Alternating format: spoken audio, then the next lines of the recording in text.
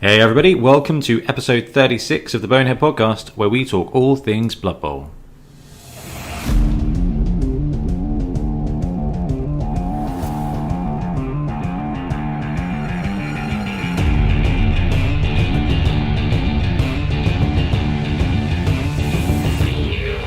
Welcome back, I'm Ben, and once again I'm joined by Bloodtithe Ben. Hello again. How you doing, man? You alright? Very good. Very, very good. How's things? Had a good week? Yeah, it's been good. Like, I feel after competition, my hobby drive is, overcharged, painting like crazy, getting the next team ready. That's so good to hear, because as you see, the funny thing is we have club night every Tuesday, don't we? Yeah. In our local group. And the group chats are always dead on Wednesday. It is funny. Isn't it? It's like when you're absolutely dying for some kind of fast food, and then afterwards you just want to eat like a vegan for days because you've recovered. It's like you've binged. We have this every week, so it was interesting to see how busy the group chats and everything have been after the tournament, because I kind of thought that everyone would go into like a hobby coma for a few days. Yeah, but no, it's been the opposite. Oh my gosh, I think we've all signed up to another tournament and everyone's been building lists for loads of stuff. It's really, really cool. Love it. Right, so anyway, thanks for coming on the show again, my friend. So what are we talking about on episode 36? We'll be reviewing said tournament. We'll be looking at some rules for legally cheating in the game and the usual games, hobby and star players. No, fantastic. Yep, we're going to be covering Beachhead Bowl, the review. We were going to have Milton on, but unfortunately Milton got sick. So he was like, dudes, I don't want to do recording, I'll just infect you. And we were like, yeah, no, appreciate that, thank you very much, no problem at all. So we gave Ian Hannam a call and said, hey Ian, Milton's gone sick, do you want to come on and talk about some Beachhead? He said, yeah, I'd love to. And then he woke up today apparently sounding like Roz from Monsters Inc. Mike Wazowski. Exactly. He sent me a picture of her this morning. It was like, do you want this person on the podcast? I was like, yes, please, that would be great. But apparently he decided that was a terrible idea. So guys, you are just stuck with Ben and I, and we're just going to talk through our games and talk through what everyone has told us so far about Beachhead. And then we're going to talk about some rules for cheating legally in Blood Bowl, which I think fits the theme. And the usual Blood Bowl nonsense. So I think we'll get started.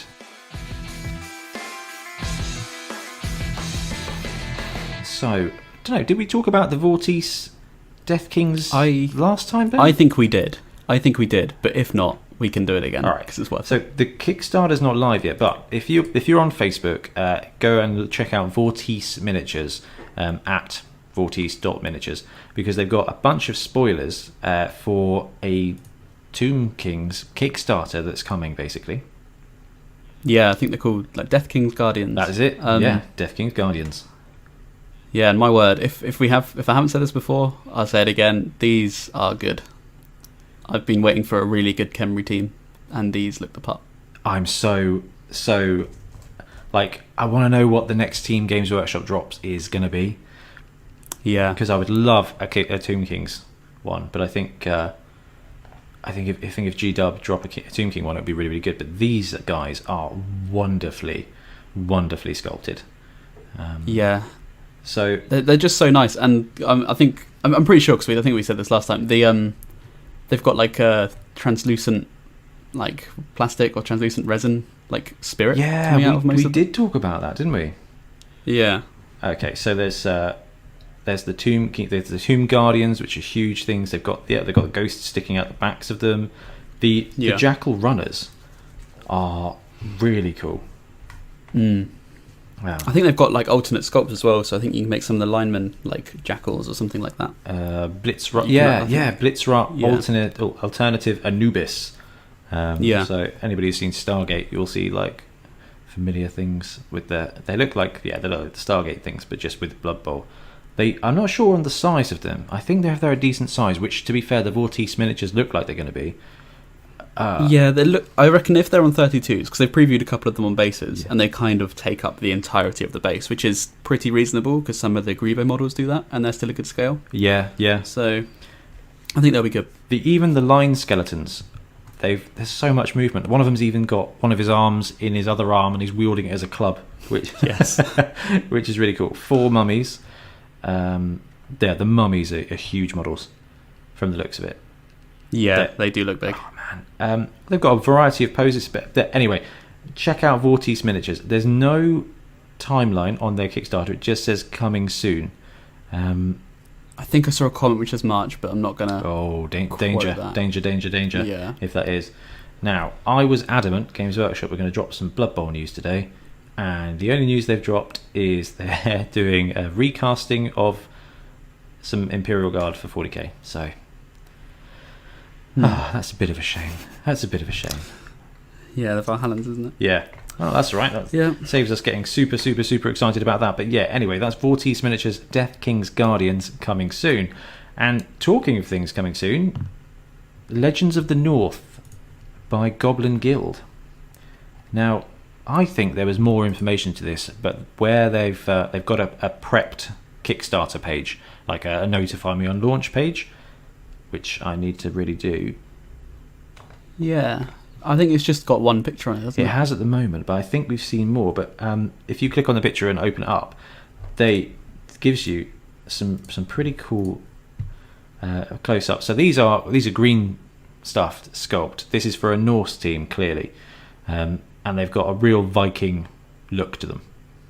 They are really clean for hand sculpted. That's proper hand sculpted. They look tall, Yeah. So they look a bit taller than the old school 32 scale, the old 28mm scale. So these guys look 32, and the sculpting looks really good. The poses aren't quite as dynamic as what you see from digital these days, but a lot of Blood Bowl fans kind of lean that way, don't they? Yeah, you see teams like this quite often. I think that's probably a good thing. The worst thing is when they put giant metal wings on things, Ben. Hey, he's still surviving for now. I haven't opened it up. Did he? Oh, have you checked since you got home? He survived the journey home. Oh, amazing. But I mean, he's sat in the box at the moment, and I haven't dared to look. Have you got a glass cabinet? Have you got a display case? I did. When I moved out, I left it behind. Oh but no! I've got nowhere to put it really in the new place. Yeah, no, it's tricky, isn't it? Mine's in my shed at home, like at my mum's house, waiting to be snuck into to my new place. So it'll be interesting. Anyway, from the looks of this, you've got two guys that are bigger than the others that are in running poses that look probably, I'm assuming, going to be the Ulfworlders. Yes. And you've got a whole bunch of other Viking people and two big guys. Yeah, which is interesting. There's a big guy star player, isn't there? There is, yeah. Ice Pelt Hammerblow, I think his name is. So maybe it'll be fair. One looks to be kind of like, he's got like a D&D giant aspect to it. Yeah, it's very like sort of Jotun. Yeah, whatever you pronounce it. Yeah. Or the big guys from Game of Thrones. The giant people from there, just like a big hairy dude. Yeah. And the other one looks like a Yeti with, I'm not going to lie, with a comb over. Yeah. It's got quite nice hair. Yeah, so we've got a cool Jotun and a Yeti with My Chemical Romance haircut. Straight out of the Raven guy. he does look like Shrike or whatever his name is. Yeah. So that's cool. So that's Goblin Guild Legends of the North. So if you are in the market for a Norse team, definitely keep an eye out for that one coming soon, because that is a pretty acceptable alternative for, well, say alternative. There isn't really a Norse team at the moment, is there? No. I mean, there are lots of opportunities for Norse teams out there, but I haven't seen one that I'm like, boom, that is the Norse team. I know what you mean. The Hungry Troll one so far, I think, has been my favourite. You know what? Fenrir Sons. I'm going to have to look at this one right now. Fenrir Sons. It's the one with the Techno Viking. Is that the one that Ian from our club picked up? Yes. In Triple O, not Triple Pow. Yeah, Triple Pow. Who did also come to Beachhead Bowl. Yes, he did. Yeah, no, that team is it's probably my favourite Norse team so far, although I am keen to look at more pictures of this one, because it has the potential to be pretty good. I think so. Yeah, that Norse team is very, very cool. Yeah, that is the one that they've picked up. Anyway, we digress somewhat. And the last bit of model news is another spoiler from JModels called Artemis Maidens. Yeah, you're going to have to talk through this one because I'm not sure what it is. Right. Fortunately, Facebook, whether you like Facebook or not, does have a very decent translation button because this is a Spanish company. So all the comments and things are all in Spanish. So when's it coming out, etc. Let's see. Hola, Rodrigo. See translation. We'll have an Amazon theme and will be released on Kickstarter in 2020. So early 2020. So we're looking at this one coming soon. Let's have a look. So they're digitally sculpted and they are a Greek themed Amazon team. Okay. I'll be honest, I don't get too much Greek from it. I think it might just be the helmet that one with the random quiver is holding. Yeah. Right, so... Oh, yeah. No, that one is pretty Greek. So far, they've showed 4 or 5 different sculpts. Now, they've not really showed the entire sculpt. They've just kind of given a bit of a demonstration. And these are some of the most characterful sculpts I've seen in a very long time. So far, there's one with no name, but just with a tagline. Oh, no, Asteria is on there. She is always willing to face the impossible and just looks proper Wonder Woman, really. Yeah, definitely. Like a strong Wonder Woman. We've got Action, who, to be fair, looks like He-Man on a bad day. Bramusa, who is another sort of Amazon thing, and Narciso, who is a dude holding a mirror. Yes, good name as well. Yeah. Like, what was it you said he looked like? Like Gaston. Yeah. This guy is the, in my opinion, Greek Gaston. And then there's the front cover. So, yeah, Amazon team coming soon from JModels. Have a look. The sculpts are fantastic. Oh, definitely. Got a lot of muscle on, which I'm known to like painting. I'm keen. I think you could probably wrangle these into being some other thing. You could maybe make a human team out of them. Almost. Maybe even like a high elf team or something, because some of them are quite, like you say, it's characterful. Yeah. Especially like Narcissus. Almost anything, really. Yeah. Which I really like these days. So I picked up the... oh my goodness. Help me out here, Ben. You know we kickstarted that dwarf team last year. Who was that by? Yes. Fanath. Thank you. I picked up the Fanath Slan team. And I picked them up in such a way that I had the positional so I could run them as Slan or Pro Elf or Amazon. Because actually, I thought it'd be quite cool. A team like this could be very easily used to do the same. Like you said, maybe High Elf, maybe Amazon, Norse. There's a lot you can do with them. But again, we're just waiting to have more details on the Kickstarter. So there's three Kickstarters to keep an eye on soon. Tomb Kings, Amazon, and Norse. And those are some of the last teams that we're waiting for Games Workshop. And some of the ones that really don't have a direct Games Workshop alternative model range, if that makes sense. Yeah. So I think it's a safe bet for these third-party companies. I think you're right. I'm still hoping that G-Dub comes out with vampires or something. I still think it's going to be High Elves, but I would like vampires. I would like vampires. Yeah. Even if it meant that it gives me the opportunity to consider buying the Death King's Guardians one from Vortis. Oh, yeah. Absolutely. But yeah, no prices, no dates just yet. We'll talk about them in full when they're released, though. Perfect. Okie dokie. Right, we've got some tournaments to go through. So first one coming up is Thorball 4 on the 7th and 8th of March. So what's that, 4 weeks' time? 3 weeks' time? 3 weeks' time in West Sussex. We've got the Level Up Bournemouth Bowl on the 28th of March in Bournemouth, which is part of the SWTC. And this is the one that we're all randomly going to now, isn't it? Yeah, we've kind of invaded this. Our club. We have properly invaded it. What happened? How did that happen? We got back from Beachhead, and I was looking at my calendar and Tiff's calendar, and I was like, oh, I'm off that Saturday, and Tiff's working that Saturday. We'll see if there's any tournaments going on. I'm the curator of the SWCC, so I was like, right, let's see if there's any tournaments going on that that's actually close by. And I was like, oh, the one at Level Up, sweet. So I went and straight bought my ticket, posted it on Wobble, and I was like, hey guys, there's a tournament here, one dayer. Anyone else fancy it? And now what have we got, like 4 or 5 guys from our club coming? I think so, and then a couple of +1s, I think. Oh yeah, a couple of +1s, and there's a bunch of hopefully a bunch of guys from like the Entoyment Pool Bournemouth group as well. Yeah, no one left for actual like the level up store goers. Yeah, exactly. No tickets. And there's a few of the SWTC guys who are coming along as well. Some of the guys who are at Perfect. Beachhead have posted in the big Blood Bowl WhatsApp thread, like, hey, I'm going, what am I taking? Because that's really, really cool. That's a 4-rounder, though, 4-gamer. Yeah, it'll be a busy day. But I'm looking forward to it. Yeah, like, I know that a lot of the American tournaments are four games in one day, but I think they're 2 hours a pop. They just have really big days of it. Like, they're like 9 o'clock start, 8 o'clock finish kind of jobbies. Which I think because they usually like... I feel like with a lot of American tournaments, I hear people, even people who live in the USA, they fly to them because obviously the size of the country. And so they're usually there the night before anyway. Yeah, they make big days of it. Yeah, here we're pretty much always travelling there on the day, unless it's like really far. Or the 2 days, yeah. Yeah. No, you're exactly right. So yeah, that would be really, really cool. I'm not entirely sure what I'm going to take yet, but I have said I'll paint or finish painting a full team for it. So I'm thinking Elfie. Yeah, Elf Union. I'm thinking Elf Union or Wood Elf, one of the two. The way I see it is an hour and a half rounds. There's a good chance that the rounds will end up running out, maybe. So you might end up playing a kind of 13, 14, 15 turn game. And actually, something like Elves will benefit from a shorter game because they can score quick.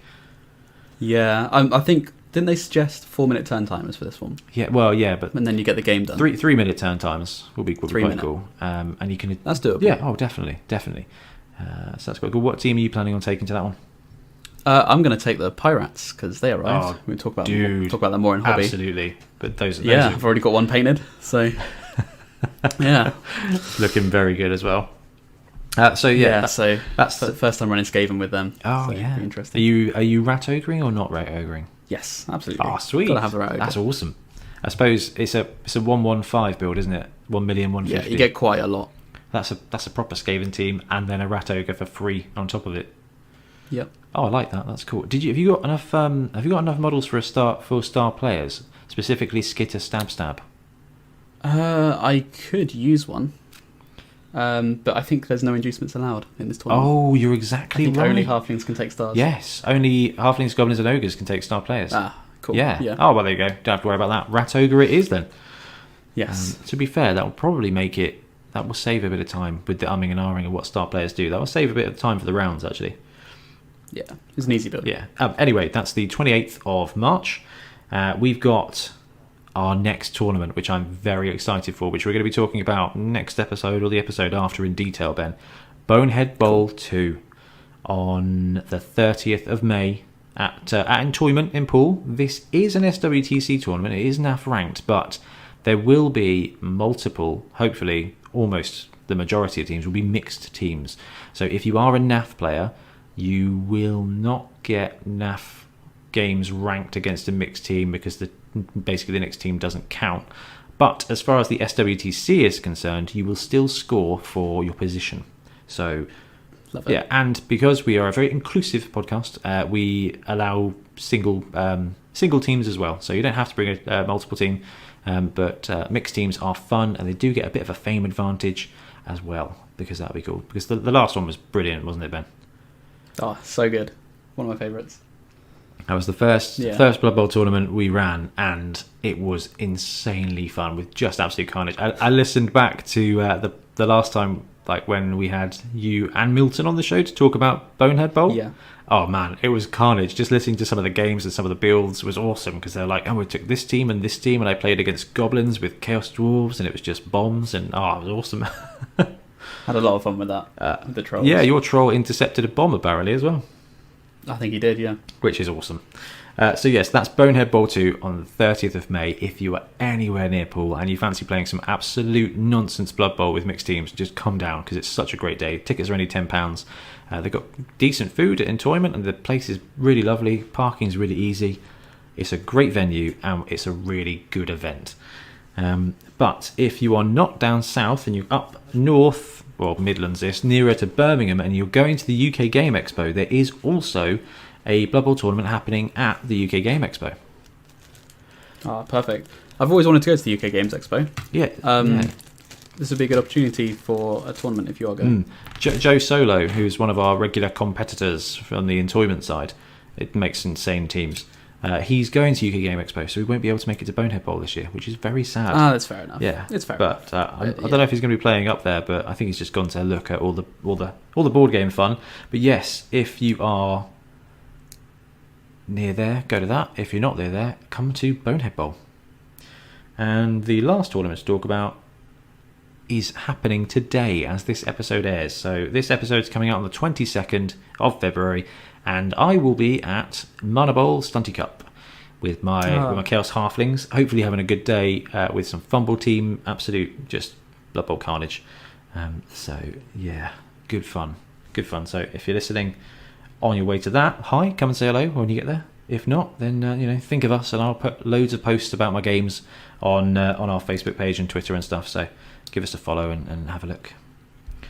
Right, very nice. Yeah, that's pretty cool. Anything else Blood Bowl news related you can think of, Ben?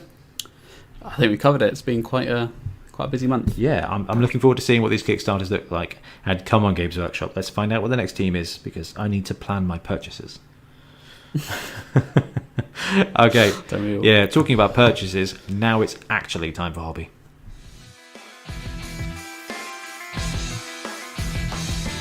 Okay, it's hobby time. Ben, we'll start with you. Blood Bowl, what have you been up to? I've been up to quite a lot, actually. If we don't count the tournament, because we'll be talking about that in a bit, I had a game versus Ian, War Hannum. Oh, that's right. Yeah, a league game, finally. Yeah, so this is your new team against his almost new team. Yes. Yeah, it was a really interesting game. So it's Khorne versus Humans. I was playing Khorne. Fresh from the tournament, I thought I'd run them in the league. Could be fun. And yeah, and I to be honest, I think his team value was about 1140, I think it was, because now I couldn't quite get 150 in inducements. Couldn't quite afford a wizard. Yeah, and I was thinking I was going to get thrashed, because Humans are fast, and Khorne is actually quite slow. If you've never played them, they're all movement 6. They're about the same speed as Amazons, which are probably below average, right? Humans get better quicker as well, don't they? Yeah. Especially the way Ian brews them up. He's like, and I'll take guard on everybody forever. Yes, so he had a few players with guard. But yeah, no, it was a really interesting game. He won the toss and chose to receive, which I was really not hoping. I was hoping to receive. Obviously, Khorne relies on the first turn bash, and yeah, but I just had a strong defense. He wasn't able to score in his half, which was really really surprising. Sorry. Wow, that's impressive, man. Yeah, went to turn 2 and then he got a blitz, which kind of made my offense fall apart a bit. But yeah, it was really like a wet flannel game as well. There was there were no permanent injuries, very few casualties. That's good, as this is your first game in the league. Yeah. But so I'm gonna take it in. Then you didn't score for any casualties or anything. No. I think we probably had 2 aside overall. I think. So you got some SPP then. What was what was the final score? Was it? It was 2-0. No, 1-0. 2-0. Must have been 1-0, surely. I think it was 1-0 because he managed to sneak the ball off of me and sneak a pass and score. It's a good play. But yeah. So we can blame the blitz roll for that then. Yeah. In the second half. Yeah, definitely. So you've lost the game, but you got some SPPs. Did you get any level ups? Yeah. I leveled up one of my heralds, so he and a house guard. Which will be really helpful. Guard with a frenzy team is priceless. Did you go because you took Khorne to Beachhead as well, didn't you? Yeah. So, did you take a lot of guard, or did you go a different route? I put guard on both the heralds.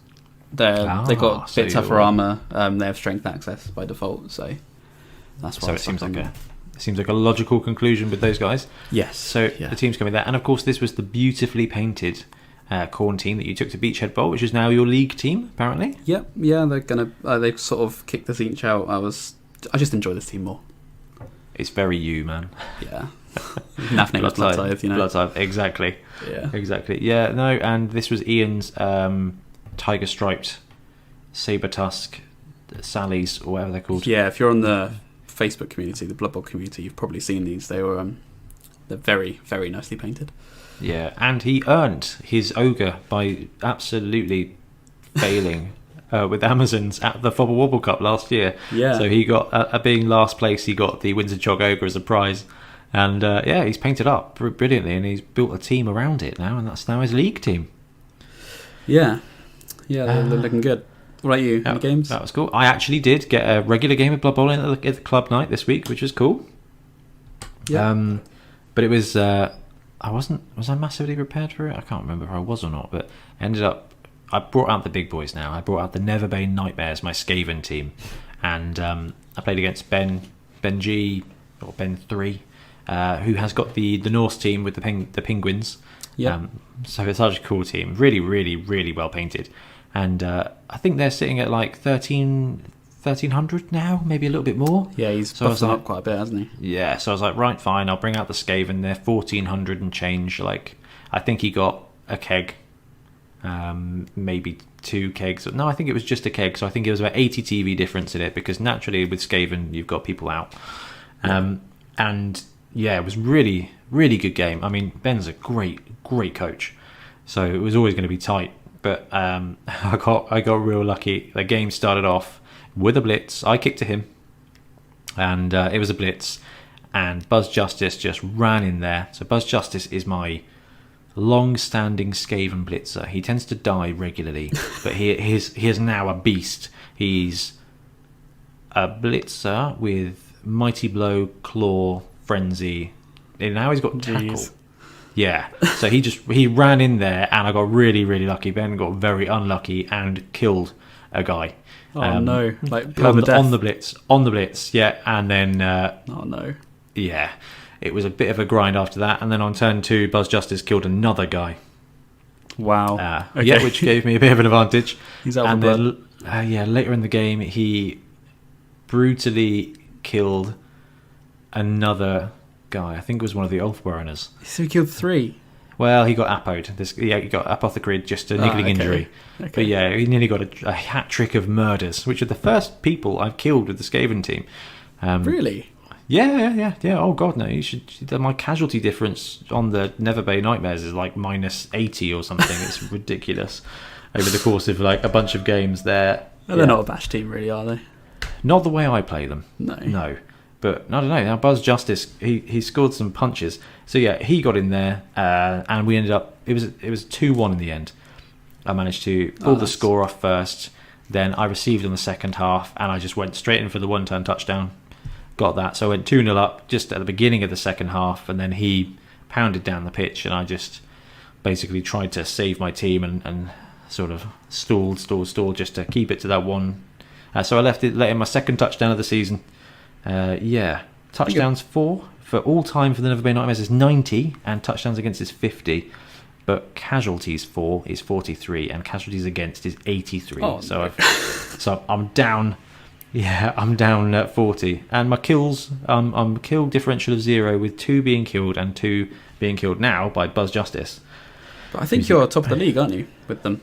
Yeah, they're 4-0 now. Yeah, so which is pretty good. 2 things in a row as well, right? Yeah. I always seem to get to the playoffs with the Skaven and then just lose it. Last season, the only game I lost was the final. So yeah, great team, and I'm just terrified of my gutter runners dying. Do you reckon you'll be streaming the final again this year? I'll try. I'm gonna be doing some streaming trials in the next couple of weeks, getting ready to see if we can stream any of Bonehead Bowl. That'd be fantastic. I think it'd be great fun. Yeah.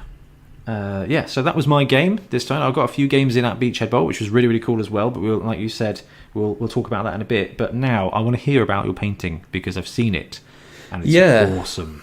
So I thought I'd get burnt out on Blood Bowl with the Khorne team, getting that ready for a tournament. As if anyone's painted for a tournament, they're probably in a similar boat. But funnily enough, I just thought, that's got me hyped for tournaments. And like you said, this Level Up Bowl is coming in March. I thought, you know what, let's do another team. I was considering taking High Elves because I've already got them painted, but I thought, I can't take Khorne because this tournament has disallowed Khorne, but some do. And so I thought, these pirates arrived in the post finally from Kickstarter, and they are really good models. I'm going to try Skaven.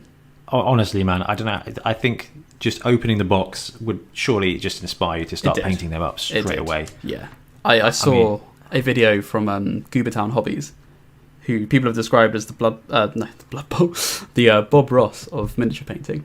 and yeah, he is really relaxing. He did a video on painting yellow with I think he used like Chaos Warriors from Age of Sigmar, and it's basically like a pink undercoat, which is ridiculous. Yeah, you wouldn't think that, or maybe someone with colour theory experience would, but I wouldn't have thought that. Oh gosh, no. Yeah, so pink primer, and then white zenithal highlight, and then spray yellow ink over it, and it looks really good. It looks fantastic. Now, the downside is it does look awfully like a raincoat. Yeah, I did fix that. So I'm going to do all their like long pirate sort of trench coats in yellow, and then the rest is sort of black and brown like Skaven. No, wicked. Like, it looked so good. I'm sure with a bit of weathering it will take that pristine thing, but that yellow effect is insanely good. It's really clean. Yeah, I dulled it down with I spat on some mud and some agraxed it, and it actually came out a lot better. So it looks less like a raincoat now. Yeah, no, it's such a good yellow method. If you find painting yellow a ball ache and you happen to have an airbrush, because you could probably do this with a brush. You could probably brush on the ink, but it doesn't apply quite as neatly. Painting with ink is weird. They're very, very thin and very translucent. So how many coats did you have to do? Just one. Seriously? Yeah. So that zenithal highlight of white over pink and then yellow ink. It was 3 applications. It took about 5 minutes. Have you popped these pictures on the BBC yet? On the Blood Bowl community? I haven't. I want to get them based, and I might do a couple of them before I put them on. Cool. Yeah, and we'll put them on. We'll chuck them out on the podcast because they look really, really, really good, man. Yeah, thank you. I'm very chuffed. So I'm hyped to play Skaven. We'll have to get a practice game in. Yeah, you have to coach me. They seem quite tricky. They're cheeky. You've just got to be prepared to be cheeky. Yeah. With Skaven, and it's unfair but great fun. So hobby-wise for me, the biggest thing I've been doing probably is, other than setting up the YouTube room here, which they've got the green screens up now, which is wicked.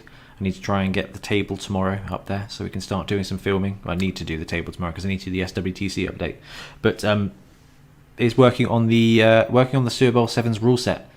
So I've got the template from last time. This is our Sevens tournament, 5 games at 1 day on the 8th of August, again at Entoyment, and we had a great time last time. So it's just tweaking the rules. I think everybody's going to basically get one more skill because it's worked great for 7 Super Series. The way the skills have worked on that has been great fun. So I kind of want people to have more skills to play with. It kind of creates the Sevens team has a bit more character that way. Yeah, and hopefully it should be a bit more fun because we had tier 1 teams with 2 skills last time. Okay. Which, worked great, but I think everybody getting one more skill means that tier 1 get 3 skills, tier 2 get 4, and tier 3 get 5 skills. It just means you can do more with your team. Yeah. So I've been brewing that up today, and I pre-ordered that big Yeti dude from Warcry this weekend. Oh, is that the Fomeroid? Is that the word? Yeah, the Fomeroid Crusher. It's only £21. So I ordered that from Entoyment. With postage it's like $23.50 or something. So that'll be here next weekend, hopefully. Although I'll be in Birmingham, so that won't be a lot of use. But I'm looking forward to seeing him, getting the size like in person, because it's quite hard to gauge on the pictures. Yeah, I think it's going to be a little bit too big for a 40, which means I might have accidentally bought another giant. So you'll make it work. I was gonna say I'm okay with it. Like it's perfectly fine. So yeah, looking forward to that mini, and that's probably everything for me for hobby. I need to get brewing up this list for Bournemouth Bowl, the level up one. Pro Elves are so much fun, and 1150. So 1,150,000. You do get a lot of stuff. You do, but I don't know if Wood Elves wouldn't just be better. Because the way the skills are is that tier 1 gets 6 skills normals and tier 2 gets 6 normal and a double, and I'm like, is a Wood Elf team with 1 less double skill worse than a Pro Elf team with an extra double skill? You can't skill stack, so it's tough, and definitely not being influenced by the fact that I've got 7 Wood Elves already painted, which helps. Well, that's a big thing. Yeah, that's a very big thing. And for 1100 you can get, for 1150 you can get a decent Wood Elf build. I'm thinking 2 War Dancers, a Thrower, and maybe the Tree, which was really popular with the World Cup builds. Yeah, Because, you know, it's surprisingly. well, it goes on the line, you know, True. and in core Blood Bowl, that's one player to bring back. I don't know if it's worth 2 elves, but I don't know. I'll have a think. Yeah, I'm not sure. I love the idea of pro elf throwing. Like, great fun with the catchers. The catchers are amazing. But Yes, they are. wood elves are feared for a reason. So I don't know. We got like 6 weeks. It'll be fine. I'll figure it out. You'll paint it all the night before anyway. Yeah, I know. I'm not even. Yeah, I think I've got my team ready for Stunty Cup. I'm working. I'm going to be late home on that Friday night before I go up to Birmingham on Saturday. So I need to make sure I get my team ready this week. Yeah. Because that'll be a really good day. Oh crap! I need to send my team list in today. Oh no, tomorrow. It's fine. Yay! Don't want to be that guy. Yeah. Team lists are important to TOs, as I found out when we went and ran a 40-man tournament last weekend. Goodness. Yeah. Talking of that tournament, Ben, have you got anything else you want to bring up? Do I? Do you? Yeah, I don't know if you do. I think that's everything, isn't it? All right, brilliant. Well then, with my awkward segue, let's get talking about Beachhead.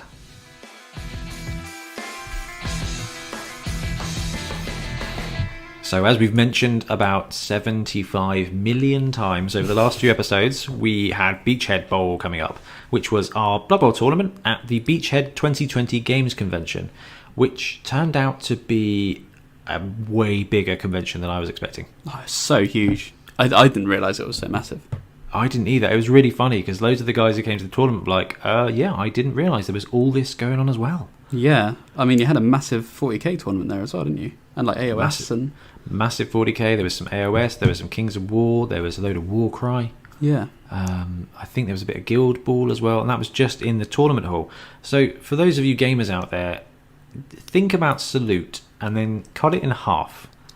Okay, there was an absolute ton of traders, but there was also a second smaller hall. I say smaller, still pretty big. Massive, yeah. Full of tournament goers. Oh, there was a massive Magic tournament as well, actually. Oh, really? Didn't see that. Yeah. No, I didn't even see that because there's so much going on. Yeah. So Entoyment, which is a really great games shop in Poole, put this together. So they put this together every year, and this year was their biggest yet, and it was massive. A 2-dayer as an event, and they had a tournaments hall, and they said, "Hey, would you like to run a Blood Bowl tournament?" So I have this problem where if someone says, "Would you like to run a Blood Bowl tournament?" and I'm free, I'm like, "Hey, yeah, that sounds great." So we agreed to run this tournament, and we set it up, and we got 32 spaces, and we were thinking, yeah, that'd be great. Like, you know, all of our tournaments last year were kind of 14, 16 players. Maybe we'll get to 20. That'll be really, really cool. 32-man tournament, and we ended up with 39 players subscribed. Which Somehow was really that cool. happened. Yeah, well, it was just got full, and they were like, "Would you like to sell more tickets?" I was like, "Yeah, let's get as many games as possible." Brilliant. And we had 39 players all in all. Unfortunately, one dropped out; he couldn't make it, which was a bit of a shame, but that's okay. So we ended up with 38 at the event, and that's a brilliant turnout. That's huge. I couldn't believe. Like, I remember we were laying out the tables in the morning, and it was just like, "Oh yeah, we've got that table and that table and that table and that table." It kept going. It felt like we had like a really sizable chunk of the hall. Yeah. Like you walk into the tournament hall, and yeah, all of these tables were ours. And the really funny thing is, we were like, "Oh, we're going to have loads of room for tables," and we used all of them. Yeah. Yeah, we did. I mean, I had a big TO table with all the printers and a whole bunch of stuff that I really didn't. Well, I think I always need it, but probably didn't. But yeah, so Beachhead Bowl was a 3-game Blood Bowl tournament, and had a setting where it was in Albion, which was it's my favourite Warhammer setting from the old world. It's this island that is 100% definitely not England in any way. What with the Isle of Wights and yeah, with the Isle of Wights. So we set it there. We had some weather stuff. We had some factions that were big at the point. They had Treesays and Dark Emissaries. Yeah. And yeah, the chap who couldn't make it was one of the guys from the One Turn Touchdown podcast. One of them did make it and brought some great little spot prizes for us to give away as well. So big shout out to One Turn Touchdown. Thank you so much for coming along and playing along. It was great fun. Lovely to meet you.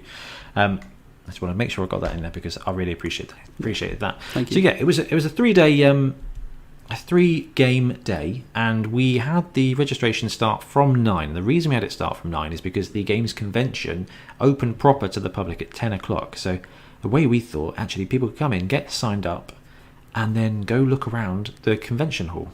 Go see what was going on, go make some purchases, and then after our first game we had an hour for lunch, so those people who didn't get a chance to look around the convention at sign up could then go have a look around at lunch as well, because there was so much going on. I didn't realise how much going on at this convention there would be. I was really grateful for that time, because I had a good look at a lot of things, like has people playing Titanicus, but at actual 40k scale, the Titan 40k scale Titanicus, and just having that like round the corner from your tournament was just amazing. It's very distracting.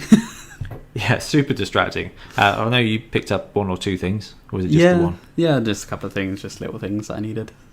Terrain and stuff, I didn't get a chance to go and buy things, but that's okay. Okay. I've been good so far this year, focusing on Blood Bowl purchases only. So yeah, it was a 3-game day. Team builds were 1100, and then each tier got a certain amount to spend on skills and stat increases. So tier 1 was 100k, tier 2 was 150, and tier 3 was 200, which led to some very interesting builds. We also had a special star player called the Fen Beast, which was basically a slightly faster troll/tree. It's basically a swamp troll. That was pretty cool. 10 people took him, which was more than I thought, actually. So a quarter of the teams took the Fen Beast, which was wicked. And then every team got to choose between joining the side of the Truthsayers or the Dark Emissaries. And that meant at the beginning of the half, you rolled, and on a 4+, if you're a Truthsayer, you get a reroll. If you're a Dark Emissary on a 4+, they lose a reroll. Most of the time, it seemed to balance out, though. Yeah, it did. It never really made a massive impact to the games, but it was just a nice bit of fluff that I liked. Added a bit of flavour. A bit of flavour, and that's what I wanted. As it worked out, the whole theme of the tournament was that this island had a vote, and it was really, really close. And there were 2 main factions, so they decided to play a Blood Bowl tournament for the winner. And as it turns out, the Truthsayers came first, but the Dark Emissaries came 6. 6 of the top 10 teams were Dark Emissaries. Wow. Yeah, okay. So it's interesting. That island still hasn't decided what the best course of action to do. Another foreshadowing. Yeah, I know. We'll have to do one next year for the decider. So thought we'd just talk about the recap. Talk about what Beachhead was, and well, the idea was to get Ben and I to talk through with Milton or Ian to talk about how their games work. But unfortunately, they've both got the plague, which I'm hoping was not from Beachhead. So if you're out there listening, homesick with Beachhead flu, that's entirely Milton's fault. I think anyway. Or Ian's. Yeah. Probably Ian. It's more surreptitious. So, what we're going to do, Ben, if it's all right with you, is we're going to talk through the races that were taken, the teams that were taken, 10 Fen Beasts were taken, and then we're just going to talk through our rounds, if that's all right. We can get to grips with the teams, what we went through. Then we'll touch on the standings and the winners, and then we'll talk on our thoughts on the build and the day itself. Let's go. So of the teams, there was 1, 2, 3, 4, 5, 6, 7, 8, 9, 10, 11, 12, 13, 14, 15, 16, 17 different races taken. So 17 different teams taken, and we did allow all 26. Yep. So there's only 9 missing. That's not bad. Top team was Undead with 5. And then we had 4 human teams. And this is awesome. We had 3 halfling teams. Yeah. Which was cool. 3 necromantic, 3 skaven. That's probably because I had to end up playing, and I was like, I'll just run my skaven team. We had 2 dark elf, 2 elf, 2 goblins, representing the stunties here, 2 lizardmen, 2 Norse, 2 ogres, more stunty teams, 2 orcs, and 2 chaos renegades, and then 1 each of Amazon, Chaos Dwarf, Khorne, and Nurgle. So a pretty great spread of teams there. Yeah, really good spread. But what are we missing? I can't even pinpoint some. Genuinely, wood elves. Oh, yeah. Can you believe it? Yeah. Wood elves, dwarfs. High elf? But no one takes high elf. Yeah, that's true. So wood elves, dwarfs, high elves, Bretonnians, Slan, and then vampires. No Underworld either. But most of the core teams there are taken. It's interesting to see no dark elves, and I wonder if that's because of the way we're doing the builds. to kind of incentivize the tier 2, tier 3 teams. Do you mean Wood Elves? Sorry. Because I know that's something that we talk about when we talk about the builds is, you know, you want to encourage the tier 2 and tier 3 so that you don't all get the same teams playing. Yes. Actually, although Undead were pretty favourable. Did we have a Necromantic? Yeah, we had a few Necromantic. No Khemri either. Yep. But that's okay. But they did get Nurgle in there, which is pretty cool. Anyway, so the Undead team ended up with 2 in the top 10, and Norse ended up with 2 in the top 10 as well, which was pretty cool. So, and the tier breakdowns, which I also wanted to go through, tier 1 was 47%. So 18 tier 1 teams, 13 tier 2, and 7 stunty tier 3 teams, which was wicked. I know, I was so chuffed. The very first roster that was sent in was a halfling one with Rumbelow Sheepskin. I was like, yes, I love where this is headed. And then there was another halfling team came in, and then there was an ogre team. Oh, it was wicked. It was great to see all these stunties. There was a availability for stat increases, so actually having your Edge 4 Doom Diver was a genuine thing, or an Edge 4 Catcher, which I think we're going to talk about in your third game, Ben. Oh yeah. So yeah, there was a great split of races, and yes, nearly half were tier 1, but that means that over half weren't, and I'm really happy with that. So good. Really, really happy with that. So let's move on to our matches. So I've got the pairings here, and then at the end we'll do the coach's roll call, because I think it's important. So Ben, round 1. But before we even get to that, why don't you talk us through your team? You were running Khorne. Yeah, so mentioned this in a few episodes back, but to recap, I ran the Grebo Khorne team, the Alastoran. Is that how you pronounce that? Yeah, Alastoran. Yeah. Or Alastoran. I'm not sure. I ran the Bloodthirster with 2 heralds, 3 demons, and then the rest pit fighters.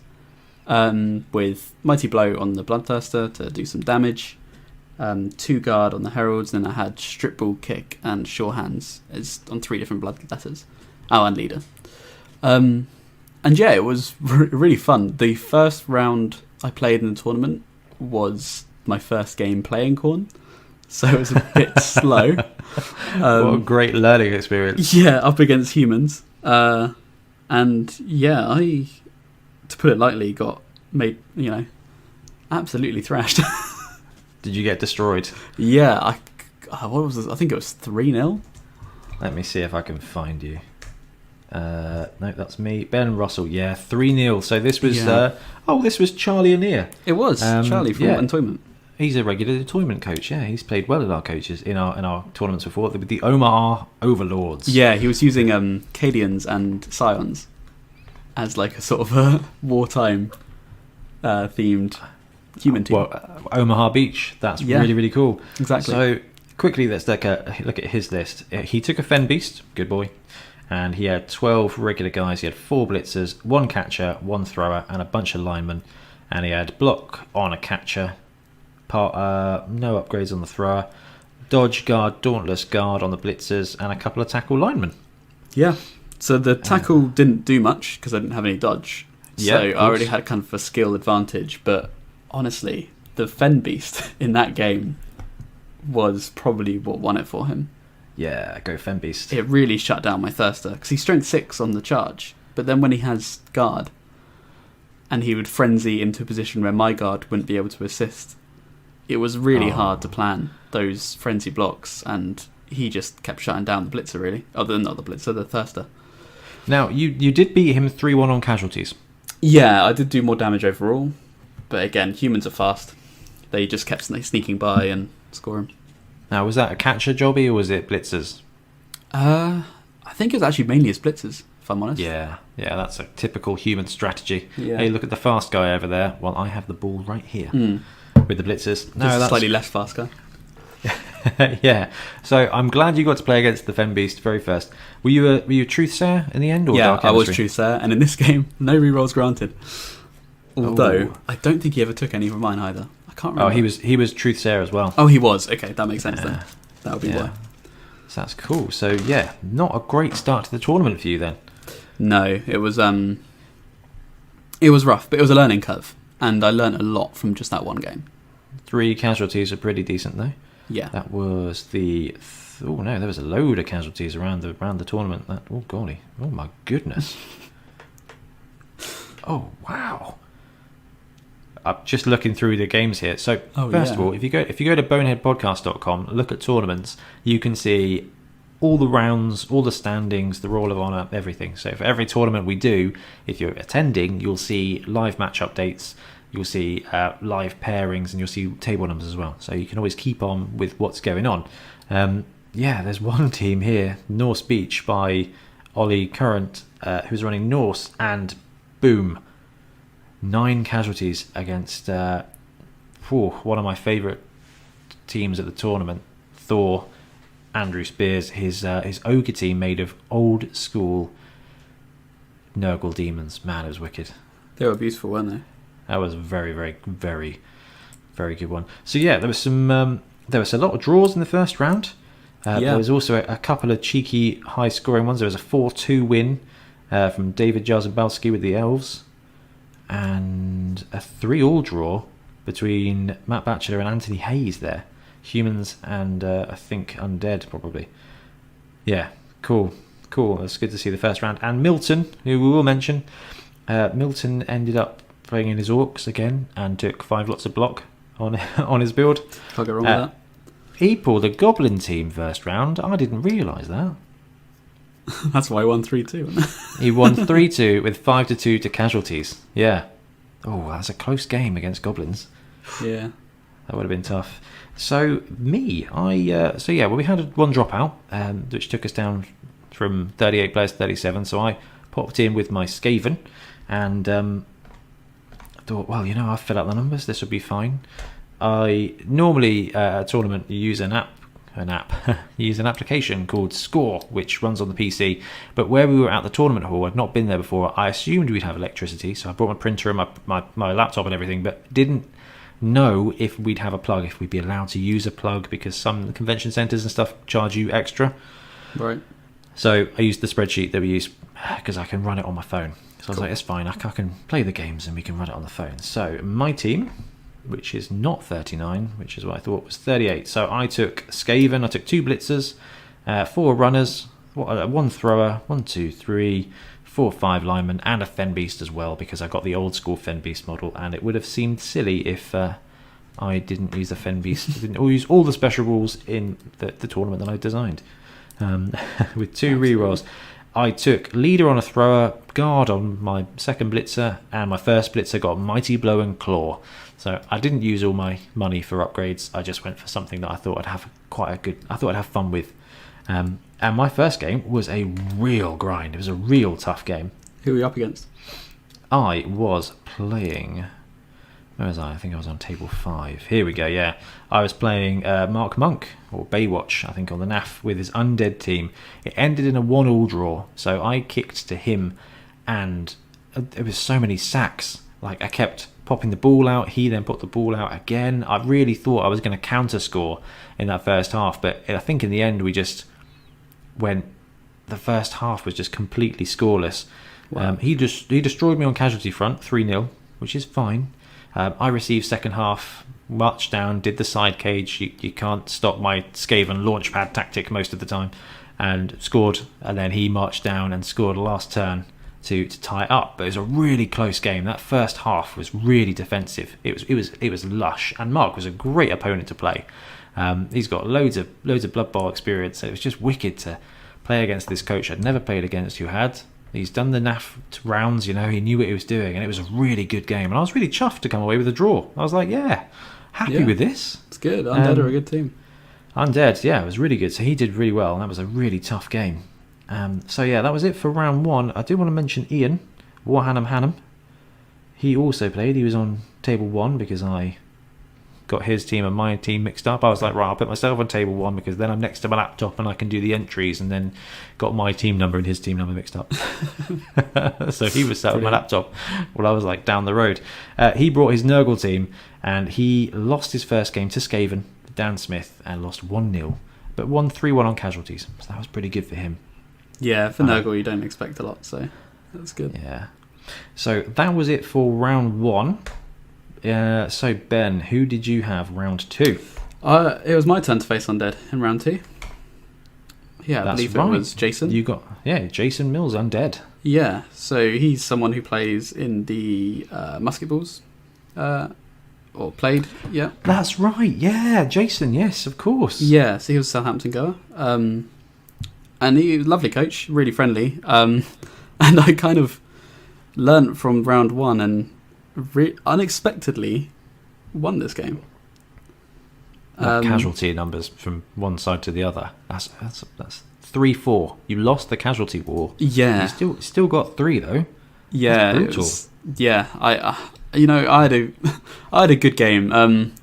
It was a 2-0 win, and the first round I received, and I remember there was a point where I'd broken through his defence, and I just had players at the end. I had my short hands, Bloodletter, carrying the ball with a couple of pit fighters guarding him, and he was just like, "You're going to be that guy." And I'm just like, "I'm sorry, I'm going to be that guy." And they sat at the end for the entire half. They got down there for about turn 4, and then I just beat up his team with frenzy. I did suffer quite a lot in doing so, but I was constantly putting pressure on his mummies. And I think actually, I mean, I had to delay it because I'm a slow team. I had to delay it. You've got to go for the grind. Yeah, but I think it kind of helped him in a way almost, because he was doing more damage overall, and he learned that. But if you're in a position where you can trade a player for a turn, yeah, exactly, it's going to benefit you as the slower team. Well, yeah, I say the slower team. It's weird to think that Corner are a slower team than Undead, because the mummies are slow. They have the ghouls, but ghouls are really fast. Yeah, but yeah, like he did learn that the Thirster was a massive threat to mummies. I think Khorne, in terms of a matchup, I mean, I don't know too much about their stats, but I reckon they're pretty favourable against Undead, purely because the Bloodthirster just makes mincemeat out of mummies. That's it. If you can, I mean, your Thirster had Mighty Blow, didn't he? So he did, Mighty Blow Claw. So you can position him to cruise missile and take out their big guys. If you win that big guy, if you win the Kaiju battle, if you Pacific Rim them, you end up just being in such a strong position. Yeah, absolutely. Because you can take out hundreds of team value. Something I would say though is you would kind of really want break tackle on him. It was a game where I really wished I had break tackle. Oh, and really? It probably would have been better than Mighty Blow. Yeah, that was just because he learnt and kept tagging him with a zombie. And as soon as he was tagged with a zombie, he had to hit that zombie. He's only edge 1. Right. He's not dodging out of there. So if he had break tackle, he could then, like say, cruise missile the mummy. Yeah, that's it. You win the attrition war. We saw that in 7 Super Series with the big guys off. Yeah. You take a big guy. I mean, obviously it matters more in 7s, but still a huge play. So we'll take a quick look at Ian's Guff Valley Gardeners. So this is War Hannum. He lost 1-0 to a Goblin team. He played the Squig Sin City Bengals by Adam Whitehouse, which Milton played in the first round. So Ian's now 0-2 at this point. Bless his little heart. And because it's only fair that we talk about Milton's team, because he's at home poorly. Let's see, where is he? Oh, he was all the way on table 2. And he lost to Wayne, Gimli 01 with his Mighty Misfits, the Renegade team. And yeah, that was a heck of a team. All 3 big guys and the Fen Beast. Wow. And okay. Yeah, absolutely. And out-muscled the Orcs. Really tough game. I was playing next door to them, and it was a really, really good game. It was great to see. And I ended up playing our great friends Ian and Josh. Oh, lovely. Didn't realise it was awesome. Yeah, I wasn't expecting to either, but obviously, you do the Swiss pairing, and let's have a quick look at how they got on their first round. They must have pulled a tie. Yeah, they drew. They drew 1-1 against a halfling team. So then they went into round 2 and they got stuck playing against me. They had a really cool build. So for those of you who don't know, Ian and Josh are a pair of gamers. Josh is, how old's Josh? Is 7, 8? I'm not sure about that. Yeah. He comes along and assists Ian running the tournaments, and it's just so great to see. He has a great time. He gets well into it, doesn't he? It's so fun. It's so fun to see. So these guys brought the Broadstone Bullies, which was a human team. They ran, interesting build. So they had the Ogre, and they chucked block on him. Yeah, fair enough. They had 3 Blitzers, 2 with Guard, and 1 with Edge 4. Yeah. I think. Was it Edge 4 or did he end up with Dodge? I can't remember. I feel Edge he went 4, Edge. I reckon. I think he went Edge 4. He did, yeah. And then he had a human thrower with leader, a random lineman with tackle, and Griff Oberwald. Oh, good old Griff. Which is the first time I've ever played against Griff. Really? Yeah, and this is why he's our star player of the episode, which we'll talk about later, because I was really impressed with him. But the really exciting thing is, Ian and Josh, they're a great team. They are the Brick Farth and Grotty of Blood Bowl coaches, and that's my favourite star player combo, so that's really good. And it's great to see. Josh is like, right, we'll go there, we'll kill him. Ian's like, well, should we put him there? It's awesome to see this father-son combo working together. But they decided to do it with no rerolls. That's classic. To fit all their players in. They had leader, all right, and they also, I think, went Dark Emissary to try and rob the other team of rerolls. And Griff was a machine. Really, I'm really keen to hear about this, because I've never played against Griff either. It was a Griff team basically, and they played him really, really well. I think it was it ended up being a 3-2 win to the Skaven. I pulled it off, but it was, I went and scored, then I couldn't stop Griff, then I had to score again, and then they brought Griff back and scored another one. It was an awesome game, really quick shooting. And I pulled some Skaven horribleness off to win. And there was one really great moment where there was a scrum on the left-hand side of the pitch, and they piled in a treat.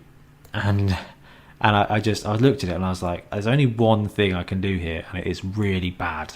And it worked. What did you do? I ended up, so it was a right scrum. My ball carrier was on the sideline. He was penned in. And what I had to do was run in with my guard piece, blitz a dude away to get a double dodge through their line into the end zone, and it worked. Like it probably shouldn't have worked, but it was a proper Skaven moment. Yeah, I was like, right, very ratty. I can only see one way around this, and it involves three things going right, and I pulled it off, and because that's what Skaven do. Yeah. So I ended up getting my win against them, but that was a really close game. It was a really great fun game, and I think it's the first time I've played Ian. Oh really?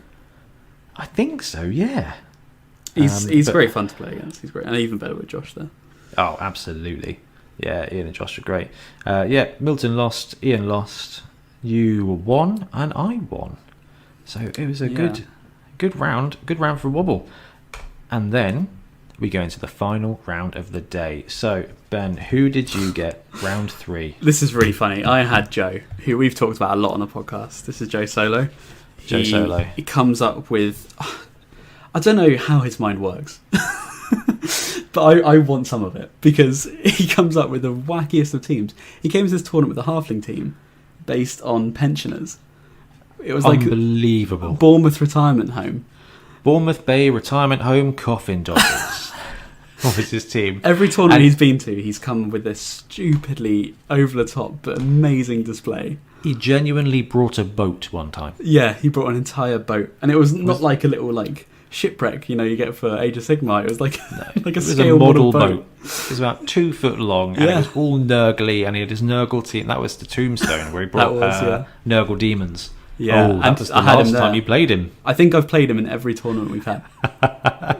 This is funny. Think that. I don't think there's been one we haven't.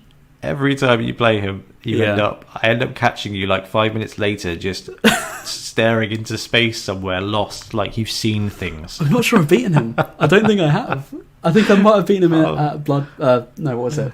Bonehead Bowl. Yeah.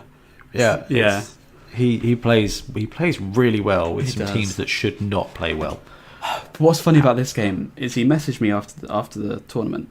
He messaged me on Facebook and said, "What you said on the podcast came true," and it's really correct, because the preview episode we said, we'll match Khorne against a tree man who get taken out turn 1 or something, and that's exactly what happened. I went up against tree men. I blitzed his deep root, because he took two tree men, a deep root, and a fen beast, which was a nightmare. His list was brutal. He once caged them all up with 4 players and had a 25 strength cage. I saw the picture of that in the group chat. Yeah. Let me quickly run through his team. So you said, he had 2 trees, both with block, one with multiple block, which is interesting. He had an Edge 4 catcher, a leader hefty. Oh, it's a good use of a single skill. Oh, that's clever. Yeah. A dirty player hopeful, and a wrestle hopeful, and a master chef, and I think he was running truth sayers as well, with no reroll. So he was rolling 4 dice and getting a reroll for every 4+ each half. That is a very Joe way to play the game. Yeah. With Deep Root and Fembeast. So that's 24 strength of big guys right there. 24, 25 strength. It's insane. It was a nightmare. But yeah, I tried to take down his Deep Root with my Claw Mighty Blow Thirster. Stunned him, annoyingly. And then he blitzed my Bloodthirster and just killed him straight off the bat. I remember seeing that. I think I walked past and you were there. Like, it was just out on turn 1 or something. Failed the regen. Which is a massive, massive blow for the really ironic thing is last podcast we talked about. We did, the fact that Khorne is all about the Bloodthirster. He is. He fell. The whole team fell apart. Honestly, it was so hard. I've never had a more difficult game of Blood Bowl than against a halfling team. You got murdered, man. It was, his halflings were just there. Like, he didn't need them. He just had 4 big guys playing the game for him. Did he end up throwing teammate or anything in the end? I don't think he ever did. No, he never had to. Oh my goodness! He just smashed his way through. Yeah, he marched on Isengard through you. Yeah, his multiple block tree man did a lot of damage. Oh, Joe! Oh, I'm so like Ben. I adore you, and your team was awesome. But Joe, just representing stunty team everywhere. That was a true stunty team. He's definitely uploaded a few pictures on Facebook. So if you are on the community, do a search for his fantastic. Team. But talking about Joe, there was a post I think today or yesterday, him saying, "Hey, I will always build these crazy teams." He's looking at a Simian team next. Yeah, that would be interesting. Yeah, I mean, they don't really count, I think, for teams, but interesting. We can probably work one into a tournament at some point, can't we? I think probably, especially if Joe's building one, because that's just awesome.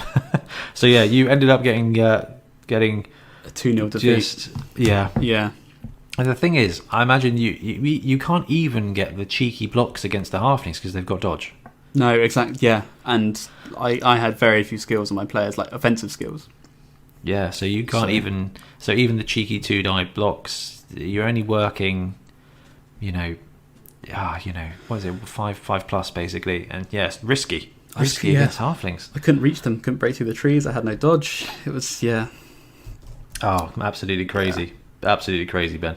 So Milton got paired up with Chris, his Necromaniacs team, which was Necromantic, and he won 2-0, out casualtying him 2-1.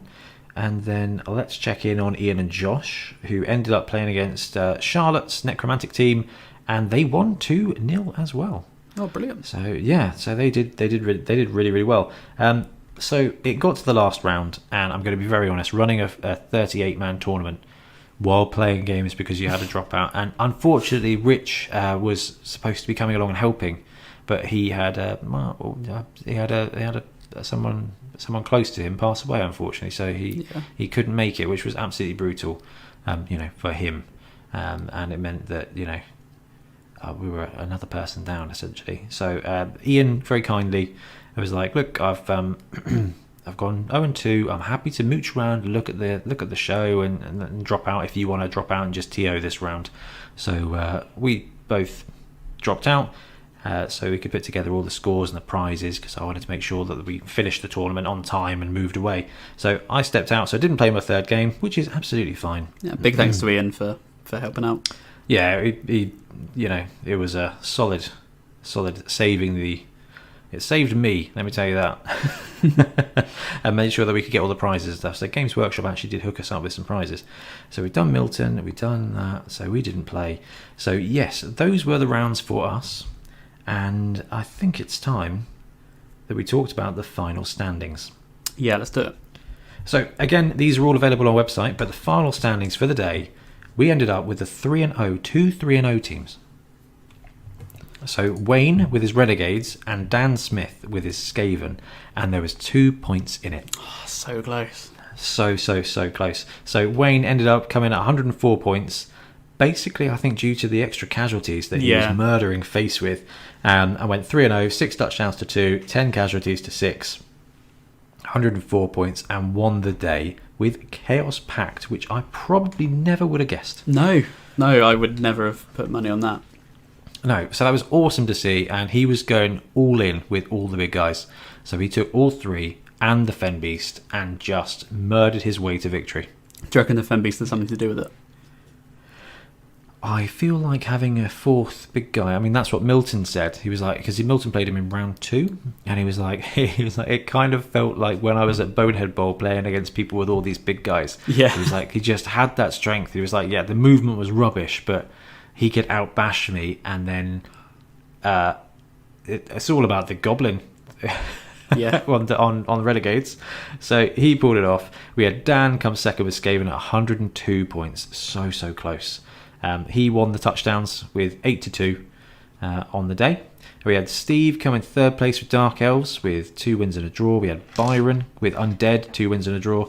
Peter with Norse, and David with Elf, all going 2 wins and a draw. So that's Renegade, Skaven, Dark Elf, Undead, Norse, and Elf in the top 6. And then number 7 was our friend Joe Solo, going 2 wins and a loss with Halflings. 7 out of 38 with Halflings is pretty good going.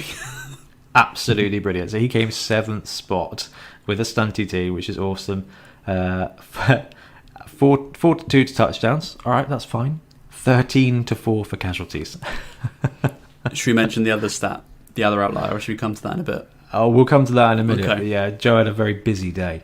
Then we had Ollie current, and I just want to give a little shout out to Ollie. So Ollie and his partner Charlotte brought their little daughter and their boy actually, and Ruby, who actually played. She came along. I think she was only 8 years old. She brought her Amazon team, so we made sure that they sat with the family, and she played, and she played really well. Which was really cool to see, a nice family environment. Yeah, really cool. It is tough when you allow young players in, because it can affect how other coaches play against them. But she represented herself brilliantly. So it was wonderful to see that. Wish I had family days out like that as a kid. You know? Oh God, can you imagine how great would that be? Well, it turns out that Ollie and Charlotte, when they first started dating, they went to Blood Bowl tournaments together. Really? Yeah, and now they've got their family into it, which is really cool. So yeah, I might need to have a word with Tiff about that. So yeah, Ollie, how about Blood Bowl tournament? Hey, that sounds great to me. So Ollie came 8 with his Norse, and then Milton, friend and wobbler. Milton came 9th overall. Really good. Both those guys going 2-1. Justin came in 10th with Undead. Dan Maskell came in 11th with Dark Elf. David Lyons with Undead, and Al with Skaven, all going 2-1. Ollie actually scored our top casualties with 15 on the day with his Norse team, which is pretty good effort. Really good. And then we've got Robin, who went 1 win, 2 losses with Renegades. Travis with Goblins, 1 and 2, and I think he's coming to Bournemouth actually. And he's bringing Goblins again, which is very cool. We had Rob, we went 1-1 with Chaos Dwarf. Logan Creedy, regular tournament goer, went 1-1 with Lizardman, so 17th out of 38, which is a pretty decent place to be. And then we got an ogre player here, Andrew Thor, Andy Thor, who took the big Nurgle Demon ogre team. He had an awful first game. Like, I looked over and it was just all going bad. I've never seen so many ogres in the casualty box. No. But he took it like a champ. It was brilliant to see. Then we've got 3 human teams from Matt, Ian Triplo, and Josh and Stephen. All went 1-1. Then we've got me coming in 22nd with 1 win and 1 draw. So Ian and Josh, you beat me on the points. Chris with Necromantic, 1 and 2. Jason with Undead, who I think you played, Ben, 1 and 2. Yep. Drew Creedy with his ogre team. Insane. And I think give a shout out to that. We'll bounce back to that one in a minute. Then we had some guy called Bloodtithe who came in 26th spot with 1 and 2. Yeah. Yeah, no, not bad though. I mean, to be fair, first outing. First team we caught on. First game we caught on. Yeah. And then we got the Squig Sin Bengals The Squig Sin City Bengals, Adam's Goblin team coming in just underneath, and Charlie's Omaha Overlord human team, Nick Lockhart's Orcs, Mikey's Lizardman. Then we had Wayne with his Halflings, Mark with his Undead, Andrew with his Halflings. We had Anthony with his Rise and Wanderers, the Necromantic team, and had the wrong game award there by letting in eight touchdowns. Oh. Then we had Charlotte with the Necromantic team, Chris with the Elf team, Ian, bless his heart, Warhannam with Nurgle, going 0-2, and then Ruby, the youngest player I think I've ever seen play solo at a Blood Bowl tournament, coming in with Amazons, scoring both the participation prize for the least points and the Chocolate Armour Award with 18 casualties suffered. It's great to see her walk away with something, though. Oh yeah, so we'll go through the Roll of Honour here now. Yeah. So Beachhead Bowl champion was Wayne with his Renegades. Fan favourite was Mikey Orchard, who I think was one of the guys who came from the Isle of Wight, which was pretty cool. And then the best team. So the best team award is always contentious. It's always it's many things to many people. So I made sure that with the scoring, which was all voted for by participants, that they understood that it was the team they thought was the best, the coolest, whatever it meant to them. Best fluff, best paint job, best stand, best costume, whatever. And it was a bit of a landslide with Drew's beach-themed ogres. They're so good. Again, this is one, if you want to get some pictures, go on Facebook because it's worth it. He really embraced the theme for this and put in a lot of effort. Some hand sculpting with some like scuba bits. The team display was really simple and really elegantly executed. So Drew has made some great efforts in our tournaments in the past. He made a pitch. He's sculpted his own models. He's just done some awesome stuff, and it was great to see him win the prize because it was beautifully done. But we had some other great teams as well. I've mentioned the Nurgle team and Joe's insanely complicated old person home with the two giant orderlies and things. A bag of words of the Reginalds to go with them. Yeah, I'm not going to lie, man. Your corn team was pretty tasty too, as was Ian's. Ian's Nurgle, beautiful. There's some great teams out there. So the participation prize went to Ruby with her Amazons. The Stunty Cup went to Joe, going to 7th place. Highest scoring team was Dan with his Skaven, scoring 8 touchdowns to 2. Most violent was Ollie with his Norse, 15-11, so he paid for it, but he still scored the most casualties. The Spike Air Award was the most completions, which went to Chris. And the RG White Sack Award, which was the most recorded sacks, also went to Chris with Crow Spite Fury Elf Team. Dirty Player. This was ridiculous, Ben. There's a bit of a story to this, isn't there?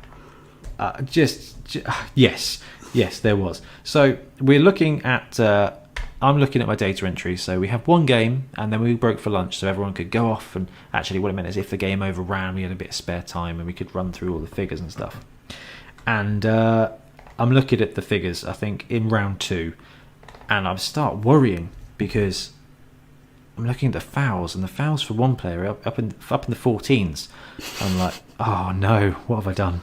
I've entered something wrong here. So then I go through all of the match slips and find out that no, it was absolutely bang on. Joe, our halfling friend, had 9 fouls in the first game.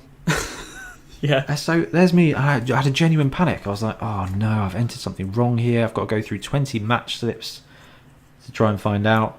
And boom, no, he legitimately popped up that many fouls first time round. And he ended with 22 fouls on the day. It's ridiculous. The next closest was 15. It's a landslide. Right, and completions got 20. Wow, really? It's the Spike Air Award? Yep, it was 20 completions recorded. 20? Yeah. So some players went all out to do some specific things there. Yeah, worth it. That's what those prizes are there for. That's it. Boom, I'm going to play elves, I'm going to play some catches, I'm going to go for sacks. Yeah, it was wicked. Then we had the Wrong Game Award, which was Anthony, like I said, let in 8 touchdowns to 3. Chocolate Armour's Ruby, suffering 18 casualties. And yeah, a couple of best team mentions was from the 6-in Achy Plague Balls, which was the Ogre Nurgle team, really, and Joe's Halflings, the Bournemouth Bay Retirement Home Coffin Dodgers. So, was pretty cool, man. Yeah, what a day. I really enjoyed this. It was so good to see so many people. I'm so happy with the amount of effort that people put in, and just the turnout was awesome. So good. Yeah. So we got a couple of after things to talk about, Ben, and this is what I want your opinion on. So Yes. the build. The build was a little bit more detailed than we normally do. We normally say, hey, here's this much to spend, and then you can have this amount of skills. So, 4 regulars and 1 double. We limit it like that. This time round, it was you've got X amount of money you can spend on player upgrades, and they can be stacked. So you could have taken a Wood Elf team with 2 strength upgrades. That would have been everything. But, it gave that build depth. And obviously we introduced the Fen Beast as well. What did you think to the build for this tournament? I really liked it, honestly. I think it was very sort of sandboxy. Yeah. Yeah, it's very much sort of, here's your cash, do what you want with it. Come up with something crazy. Here's a Fen Beast if you really want them. And I really tried to get the Fen Beast in, trust me. But yeah, it was... I really liked making this. I definitely had multiple revisions of a team. Because you just had so many different types. Teams. Yeah. So it's a really good way to play with something you might not normally do. Especially with the flat ups. And it especially gave like stunty teams a chance where they could take that Edge 14 diver or catcher or something like that. That was what I was really excited to get. So I love tier 3. I think they're fun. It's just absolute nonsense. You're not really playing to win. You're playing for the upsets, whether it's to foul the heck out of people, to pull some surprise wins, or just absolutely dominate somehow, like Joe pulled off. But in our top 10, we had 8 different teams. So what did we have? We had 2 undead teams, a halfling team, a skaven team, a dark elf team, an elf team, a Norse team, an orc team, and a renegade team. So we ended up with 1 tier 3 and then 1... A tier 2 won it? Yeah. No. Yeah, 2 tier 2 teams. Yeah. Which is, it's kind of what you expect to see, but I'm really pleased that the build allowed so many different teams to be made. And the great thing is that I from looking through the teams, there were very few that were the same. Yeah, no, I totally agree. Like, there were a few human teams, but I think all were pretty different. Oh, we had the Griff build for humans. Exactly. We had one guy, I think it was Stephen, took humans and went with a Hail Mary pass thrower and a couple of catches with diving tackle, diving catch. I know, and it paid off. It paid off for him. I was like, "This is awesome, man!" That is good. Yeah, I mean, I think you're playing. I think you mean to be playing pro elves, but that's absolutely fine. And it pulled it off, and it was really wicked to see.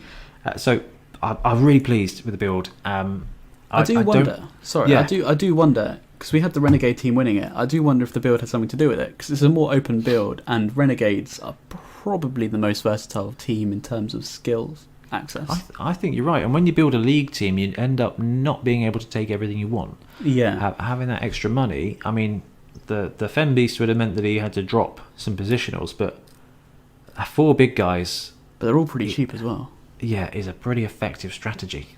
Yeah. But you know what? I am on board. If your winning strategy has 2 really stupids, a bonehead, and a wild animal, and that's what you have to use to win, yeah, I think that's great. I think that's great. I'm very, very happy with that. Definitely. Yeah, that's cool. So yeah, I was a big fan of the build, and actually most of the feedback, if not all of the feedback, has come back saying, yep, TV and skills were about right. So I'm happy with that, and I don't think I'd want to change much going into next year when we do this again. No, I think the Fen Beast might need to go up in money, maybe. Maybe a little bit. He felt bit. Very good. Yeah, he's a fast tree man, kind of really. Fast. Yeah, might need to drop him up in cost. Yeah. Yeah, so that's quite cool. So the rules. So we had a couple of special rules. We had the Truthsayer and the Dark Emissary as agents. They added a bit of flavour, but overall didn't make a huge impact, which I think I'm really happy with. I agree. I think it would maybe rub some players the wrong way if a rule in the tournament dictated a game. But it was just enough where you could... It was basically just like an extra kickoff result, really. That's kind of how it felt. Kind of, yeah. And talking of kickoff results, obviously we had staggering wins, which was on the roll of a 7, both coaches roll a d8, and you move all the players both directions at once. Oh, yeah, I need to give a shout. I can't remember who it was, but they warned me in my game where I was setting up onto in defense, and it was one turn left. It was against, I think, the undead. Yeah. And I put all my players on the back line, and the coach next to me said, "You might not want to do that, because if you get a 7 and it's in both directions, you'll regret that." Like if it blows you back off the line. I said, "Oh, thanks for reminding me," and I positioned it, and then we got that result. That's cool. So from getting some feedback about the rules, what did you think to that kickoff result? I thought it was really good. I mean, we had something similar in Sewer Bowl Sevens. Should we recap? Just have we gone over it? Yeah. So Sewer Bowl Sevens was they had flush floods, which was on the roll of a 7, basically loads of sewage just floods the pitch and knocks your players around. So you roll a d8 for each player and move it in that direction. So we thought, actually, we want to get that vibe, but actually it's big winds that are just blowing it a whole pitch. I liked it. I thought it might be a bit much, and I think going into next year it will probably get toned down slightly. So I think it's too easy to forget and have your players really punished from it. Yeah. So I think either just a single d8. I think so. I think the flush floods was great. That. Yeah. Maybe it's the single d8. Yeah. Yeah, and somebody put so after a tournament, always put a post out saying, "Hey, there's a little feedback form. Let us know what you thought was good." And one coach, I think it was Wayne, actually did flag up and said, maybe do something different with the wind and just literally have it facing, one direction each half, and swap it round at half time, and just have the wind going one direction, have it have a fixed effect like the stadiums, which might be a bit more simple. So definitely something to think about. Fortunately, it didn't ruin anyone's day that I heard of. Anyway, I tried my best to speak to those of the coaches, but there was a load there. So if you're out there and you came to the tournament and it did ruin your day, then do let me know, because that's not fun. That's not what we want. We want to add flavour, and we want the winds to hit you, because actually anyone who's played any kind of sport in England outside and the wind absolutely hammered you. I mean, we're going through, what was it, Storm Dennis at the moment? Yeah, the second of 2 storms in 2 weeks in a row. Yeah, it's pretty blustery. Your hair gets ruffled when you're outside. It's very bad. It's very British. The Daily Mail's going crazy. Yeah, it's just a bit of rain and wind, but it's basically the end of the world. It's a storm. Yeah. Dennis Quaid's running around telling everyone it's the end of times. It's pretty There are wolves and everything now. We didn't want it to be overpowering, so I might need to tone it down a bit just so it's a bit easier to remember. Cool. So things we learned that can do better this next year. Ben, from talking to the guys and from seeing the feedback and just from yourself, what do you think we can do better next year? It's always hard to say. I had such a great time. I don't think there could be anything better. I don't know. I think maybe the Fen Beast was a bit much, in my opinion. A little bit much. But I remember we had that discussion as well, saying, is he going to be a bit much? And I think we actually buffed him. So I think I encouraged you to buff him, so that's probably my fault. I got Ben Abled. Yeah. I think he might have been strength 5 originally, and we're like, actually, let's make him interesting.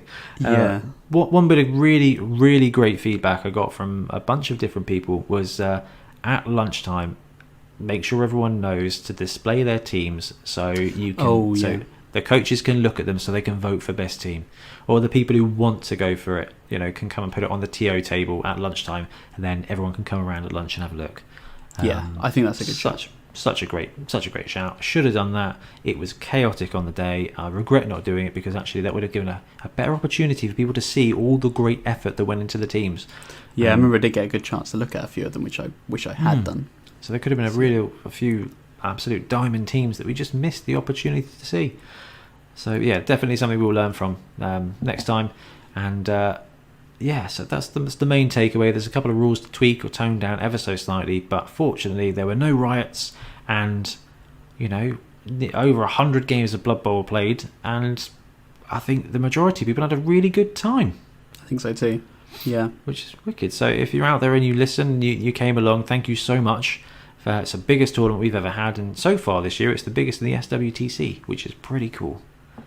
The Welsh Championship was 30 coaches, and we got 38. So I'm sure that will get smashed sooner or later, but still, it's great. Absolutely brilliant. Really, really happy with that. And Ben, thank you so much for coming along and playing. Thanks for hosting. Great organisation. Oh, it was great. Right.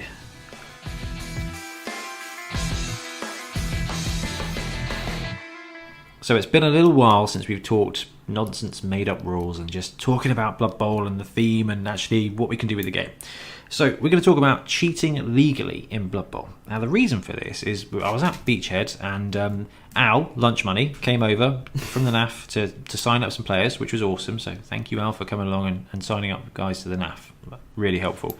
He was talking about, while he was there, the guy I was playing against tried to move, so he stood up a guy and forgot to turn him round, and then went back to move him later, and I was like, I'm pretty sure that guy stood up, and he's like, oh no, he did.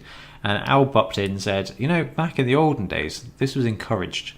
Like, you were encouraged to not necessarily cheat, but take advantage of your players for them not noticing things. It's like, that's how illegal procedures and stuff, that's how it came in. You used to have to catch them out. And while I don't think that's a good thing in any way, shape or form to encourage people to do, because actually it creates a bit of a bad feeling, it's interesting if that's what we want to do. Actually, it got me thinking about the spirit of Blood Bowl in the fluff. Have you ever read any of the novels, Ben? I haven't, but it's really on the to-do list because they sound hilarious. They are such good fun, and they do a great job of landing you in the Blood Bowl universe. And yes, cheating, as we know, because there's fouling, there's secret weapons already in the fluff, is something that we could probably do with looking into to see if there's something we can add to the game or add an element to the game. So what I think we should do is just chat about a couple of ideas how we can get some cheating rules into Blood Bowl. Okay. So one of the first ones, which I think is the biggest and easiest opportunity, is sneaking extra players onto the pitch. Oh yeah, I agree. I mean, I used to do this unintentionally when I started Goblins. I remember playing against James and he'd be like, you got 14 players on the pitch, and I was like, oh yeah, I do. Whoops. Well, first of all, it's really easy to do. But secondly, it's I think there's loads of ways to do it. One is actually, if you set them up and your opponent doesn't twig, it's fair game. Yeah, I mean, you mentioned it before. It's always one of those things. A legal procedure was a thing. It is a thing, but no one uses it. Like it's never used in tournaments or leagues, really. Yeah, like you say, it just feels bad. Like, imagine if someone just like had those players, and then you notice like 2 turns in they had an extra player, and then you say to them, "Have you got an extra player?" And they'd be like, "Yeah, but you didn't notice it." It's like those it's like a gotcha mechanic, which I'm always kind of against in games. There's already loads of rules ongoing at any moment. Yeah. More hidden rules is probably a bad idea. We had this happen at a tournament, actually. Someone ended up, it was like turn 4, and they had 12 players on. Not a Beachhead, this was one of the other ones. And they were like, what do we do? What do we do? And I was like, well, just one randomly gets sent off. I think it's probably the fairest way to do it at that point. But I don't know, I quite like the mechanic. Right, well, let's talk about this then. Okay, so Ben, you're the commissioner of a tournament, whatever. You've got a situation where someone ends up with 12 players on a pitch, and their opponent's like, "You've got 12 players. How do you correct that game state?" I think a random send off is a good shout, or throw a rock maybe. Oh, that's actually quite a clever way around it as well. Yeah, the random way felt the kind of fairest, but I wouldn't really have a problem if you agreed it at the beginning of a day or anything. Just saying, actually, as a standing rule, if you've got more players on a pitch and it goes live, so someone takes a turn, your opponent picks a guy to get sent off. That's the important thing, is agreeing beforehand. Yeah, I mean, I believe in front loading, like as part of my job and everything, is you make an agreement with people and then it takes all the emotion out of it later. Exactly. It's the whole point of a contract, isn't it? You have this agreement. Exactly.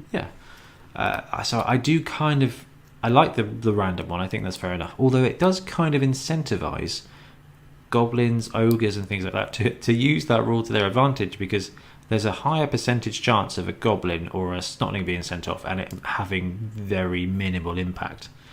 Whereas, which is why I kind of was like, let's just randomize it. It seems fair enough. But no, go for it. So I was just going to say, you've also got that thing where if a player is sent off, do you? Or I'm thinking like you mentioned goblins. I was thinking secret weapons. If they get sent off, who should it be the other player to determine if they should be sent off. At the end of a drive, should they be the ones to say, now your Goblin player gets sent, or now your Fanatic gets sent off? That's another. We can come into that in a bit. Oh yeah. That's like, could you legally cheat them back on the pitch, and as if you don't remember that they get sent off at the end of a drive? Should that be your other player's responsibility? Oh, I like that as well. That's definitely something that would be very, very, very Blood Bowl-y. Yeah. But I think we've talked about this on the podcast. I think it came from the River City Dungeon Bowl rules for Dungeon Bowl 7s, is sneaking extra players onto the pitch. They added the rule, which is just on a 2+, you can bring in one extra guy every turn. Okay. It's kind of tying to the Dungeon Bowl rules of teleporting someone in. But actually, I think we were talking through it, and it seemed like a really interesting rule to have in regular Blood Bowl. But instead of just a 2+, you have to roll over the player's strength to get them on the pitch. Yeah, I remember you discussing this. No, that's different, isn't it? In the Stunty Bowl, didn't they have like a 7+ on the? Sorry, I'm thinking. Oh, that's for secret weapon. Yeah. Yes. Sorry, I'm thinking that. That's for secret weapon. No, this would be like, right, you're playing whatever team you're running. So say you've got your Khorne. Did you have 12 players or did you run 13?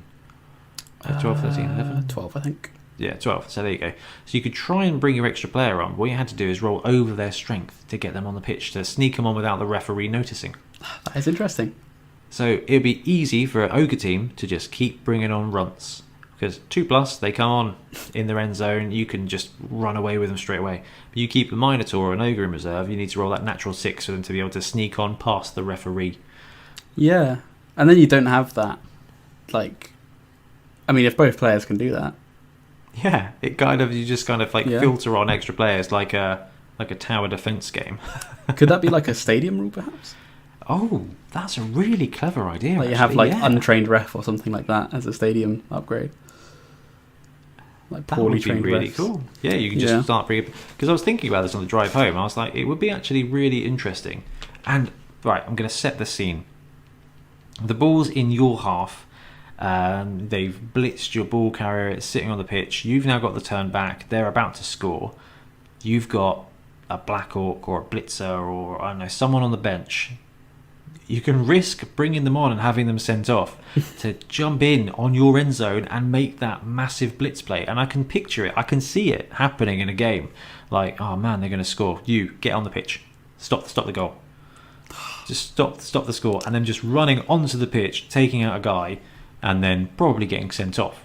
But that sounds fun. It sounds really Blood Bowl-y. And then we're going to sneak a load of goblins in just over the game, over the course of the game, or they're just going to keep coming on, and or you just got that guy in reserve and he just runs off onto the pitch and just fouls somebody who's they've fallen down near your end zone or something. Just you chuck them on. I really like that as it's really narrative.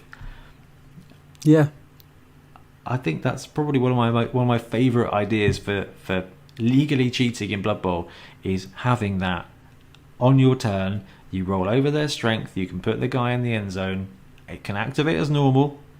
I haven't quite figured out if they get sent off if you don't make the roll, or if they just get put. I reckon that could be quite a fair balance thing, if you don't fail, because it's quite strong. Yeah, it is pretty strong. So whether they get sent off or put in the KO box, I don't know. Yeah. Because you get that element of maybe they'll come beaten back, up by the rival crowd. Yeah, exactly. Yeah. So let's have a look at the list of other stuff. Oh yeah, this one. So if you're in any way familiar with the NFL, you'll know that there was a deflating ball scandal a couple of years ago. Where the New England Patriots, it's actually done quite unfairly, I think. Their balls were slightly underflated, which meant that they were easier to catch, and it was like a bad weather game. And because of that, randomly Tom Brady got suspended at the beginning of the next season for like 6 games or something. It didn't make a lot of sense to me, but it did give me an idea that actually we have Blood Bowl ball rules, don't we? Actually, it would be quite cool for you to be able to choose to cheat and say, yeah, I'm going to, when I kick off, or when you kick off to me or whatever, I'm going to use an overinflated or a deflated ball, which could literally be deflated is +1 to catch, and overinflated is +1 to pass. or vice versa or something, to just give you that element of, okay, I've got Khemri, I'm going to use a deflated ball, which is basically +1 to catch and pickups. All right, that works really well for me. It gives me that advantage. Yeah. But it's -1 to passing attempts. Well, actually, I'm not going to worry about that for this drive. I'm just going to use a deflated ball. And then at the end of the drive, one of my players gets randomly sent off. I think that sounds pretty fair to me. And I think these kind of things, they tie in really nicely with the stunty teams, with the teams that are likely to cheat, or with the teams that need to cheat to get an advantage. But, I mean, you mentioned these like ball rules, though, but how many people use ball rules? I think it's just James from our league. Yeah, I mean, he has a whole team based on that New England Patriot. Yeah. He's got the New England Patriots, hasn't he? Exactly, that's exactly what it is. Yeah. No, I think in all of Blood Bowl, James is the only one who uses the ball rules. Okay. Because they are quite complicated. But I think if you put them in a competitive environment and you were allowed to choose it as a menu, as a tactic, or it's just something you're going to do in a game. I mean, I talked about this a few episodes ago about a different way to use your rerolls, to burn a reroll, to get an extra blitz, to just have something special happen. And this is another one where it's kind of like, it fits in Blood Bowl. Actually, we've got a Khemri team. They're going to make their balls as saggy as possible so it's easy for them to pick it up. Yeah. But, you know, It one really of their guys helps. is going to get sent off. Or they're going to get a reroll taken away. Or something. As a balance. I mean, it could be a whole thing. I know you mentioned, I think it was maybe 2 or 3 podcasts ago, we talked about custom leagues. Oh, yeah, definitely. What if you had like a dirty league where these kind of things go, you know, where the refs aren't looking? It's like the sort of FIFA Street of Blood Bowl, you know? You just Street rock Bowl. up and you're like, yeah, no, I am playing a dwarf team and all of my guys have just got knives all over their armour. Yeah. You know, or something, yeah, just absolutely brutal. Now, there's loads of cool cards in the old CRP, so the competition rules pack for Blood Bowl, which is an online PDF where all the rules were. And I know that these days the 2016 has got all the special card packs you can pick from and buy from, and they're random. Really difficult to get a list of them because there's, I mean, how many teams are we on now? Like 12 or something? So there's 12 different card packs. There's a couple of other card packs that were released individually, and that's just the worst kind of living card game. Like, so you can't get that. But there's a load of cool rules and cheating ideas in those as well that are exactly like this. So like assassination attempts, traps, and those are things that I think we should definitely explore. So what do you think about traps in Blood Bowl, Ben? This is a thing, kind of, isn't it? Well, I'm thinking like you have trapdoors in... Because some things use the trapdoors, don't they, from the GW pitches? You could do something similar. Some of the special cards. Are there like trap rules for some of the pitches? No. They're just some cards have really cool things where you can deploy a guy on the trapdoor and stuff like that. Okay. You can sneak an extra player onto the pitch via the trapdoor. Right. So you're talking which would work for us sneaking players on rules, actually, wouldn't it? Yeah. Either in your end zone or through the trapdoor. That's actually quite a good shout. But then it does limit you to Games Workshop pitches. Well, yeah, but actually, if you pick up one of the Age of Sigmar terrain kits, they've got those cool grates. Oh yeah. I've painted up 2 of those, and they fit. They're I don't know, 50mm square, which means they fit perfectly round a square. So if you don't have a trapdoor pitch on your Blood Bowl pitch, you just get a set of those. You get some treasure chests, some cool walls, and you just chuck those grates down. That's a good idea for a tournament kickoff chart. You know, you can move a player down through a trapdoor, and you position the trapdoor at the start of each drive. Or start of the game. That's if the great. kickoff chart works, they can come through the trapdoor. So we got on from talking from traps to trapdoors, but that's all right. That's exactly what this is about. Yeah, but that's being attacked. That's quite a fun idea. Fly. So dirty. They had these special play cards, and they still have special play cards, but they're convoluted. But what do they have in here? They had illegal substitution. You may place any player from the reserves box in an unoccupied space square in the end zone you're defending. This player may only take a move action. This may take your... Yeah. So we've got that. We talked about that. Greased shoes. This is cool. The magic grease applied to your opponent's shoes has finally taken effect. Play after your turn has ended or your kickoff to opponent is resolved, but before their turn begins. This turn, all opposing players need to roll 5+ for go for it instead of 2+. 5+. Yeah, I know, it's brutal. Usually they're like -1 or something, but yeah, exactly. That's like for one turn. Okay. Where we go? What else is there called? So this is the one. So they have a pit trap. A devious groundskeeper has set up a pit trap for you. Play after your turn has ended or your kickoff to opponent is resolved, but before your opponent's turn begins. Choose a player. That player is immediately placed prone. No armor roll is made. They're just, if they have the ball, it bounces normal. So not massively exciting. But is it just, did you say it's just automatic? Oh my goodness, Ben, this is the one. Okay. Trampoline trap. Someone set up a deep pit trap with a trampoline in it. Play after your turn has ended. Blah, blah, blah, blah. Choose any opposing player. Using all the rules for the throw teammate skill, this player is automatically thrown, i.e. cannot be fumbled, to a target square that's D6 squares away in a random direction from his own square. Use the scatter template. This player will need to make a landing roll as normal if they land on the pitch. Oh no. That could work out in your favour, couldn't it? Oh, it could massively work out in your favour. Throw teammate on an elf. Yeah, well, that's the dream, man. That's the skill giants should have had, just to really upset the grognards. Ignores right stuff. Yeah, just throws anybody. Yeah. Anyway, the point is that there's loads of ideas out there to add extra theme, and I think you're right, Ben. I think a kickoff table would be the best way to do that. Yeah, either a custom league or a custom tournament. Custom league with a kickoff table, or some kind of menu of special skills, or something that's just for your league.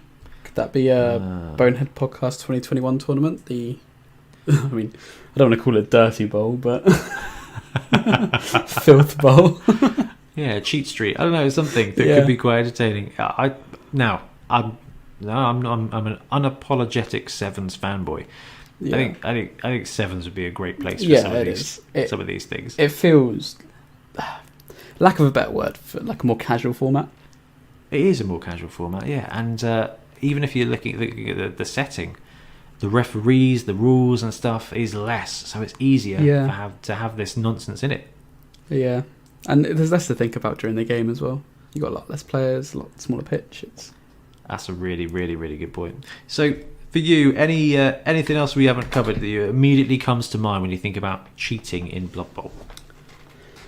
I feel like I could talk for days about this. Let's have a think. I don't know. If I come up with anything, I'll probably post it on the Facebook. Absolutely do it. I mean, there's so much you could do there. And if you had it set in a specific league, I mean, you even got like the opportunity for potions. You know, that is a good shout. You know, whether it's, I mean, look at the halfling, what was it, hefty brew or something, haughty brew, can't remember what it's called, where your stunty guys get frenzy and dauntless and stuff. Yeah. Having funny potions to be like, there's a strength potion, but you get Bonehead for a drive, stuff like that. Which I know some of these things are covered in the special play decks. It's just when the cards are so disparate, it's really difficult to fit it in your match in like a themed way. It is. I think it works better as something that both coaches can agree on and both have access to it, rather than a random draw. Yeah, we're playing in the Alchemist's Bowl, where there are all these potions available to you. You can buy them as part of your team, and you can use them once a game, and it does a specific thing, and you know that is a possibility. You know, oh my god, potion of flight. They get leap, very long legs. So here's a point. Yeah. So we talk about these things a lot, like different leagues, different tournament formats, like this kind of thing. How would we encourage tournament organisers and league organisers to implement these things? So I think you called it earlier when tournaments have generally a theme or a soul to them, where they've got a thing and the stuff that goes on revolves around that thing, and then each year it stays mostly the same. They have a little tweak here and there, so the tournaments develop their own identity. So with something like this, you kind of have to have, which you immediately went straight with there, a tournament with, and the purpose of it is that, which I think is there to prep coaches, so they expect it. It's part of what they're buying into. It's that contract at the beginning, but also it gives that controlled environment, because a league can be very dangerous to implement extra rules, can't it? Yeah, there's a lot of commitment that goes into a league. Huge amount. Now, one thing we have done in Wobble is there is an incentive that if you use a random pitch, you get an extra 10k each at the end of the match. Yeah. We've been doing that. We've been doing that for years, just to try and get those rules. It's completely optional, but actually, if you want to score some extra cash and you're willing to risk it, boom, go for it. So if you're going to run a league or a tournament, well, tournament won't work, but if you're going to run a league where either it's going to be a illustrious setting, it's going to be whatever setting, and we're going to have these special rules, there has to be a benefit for league, because otherwise it's going to introduce chaos, which is, bad for the old world, apparently. Sorry, Age of Sigmar. But it can threaten what you've been working on. It'd be like playing D&D and be like, right, the next session we're going to be fighting on a Death Star, and you're going to be up against people with lightsabers, and if they touch you, you die. That's just like we've just spent 6 months building this, and now all of a sudden everyone's going to murder me. That's not fun. No. But either having it in like a set environment where we're going to run a sevens tournament, and we're going to be on the last week of every month for 3 months. We're going to get 9 games in, and we're going to play it in these dwarven mines, and these are the rules. Or we're going to do a tournament, and these are going to be the rules for the day. Or we're going to introduce this rule for our next season of the league, and you do this, you can opt out, because it's always fair to opt out of some stuff, but you get extra money. There's an incentive there. There's an extra MVP. My favourite idea at the moment, from talking to Sam from our club, is the Wandering Monster idea, where the coaches agree, you have a wandering monster appears on the pitch. If anyone takes it out, they get an extra MVP. It's just awesome. Such a good idea. Yeah, and then you can fill out some great models and just have an absolute laugh, and then they get extra MVPs. So you've got a game of Blood Bowl going on, and there's actually some mobs to go and kill to get your XP up. It's just definitely something that's within our grasp, because Colosseum Bowl with monsters is something we need to talk about soon. We need to get Sam on. Yeah, it's a great idea.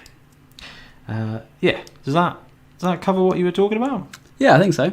I think, and if anyone's out there thinking tournaments just like, I know I was definitely like this for a while, like tournaments, competitive play, don't think of it like that. Think of it like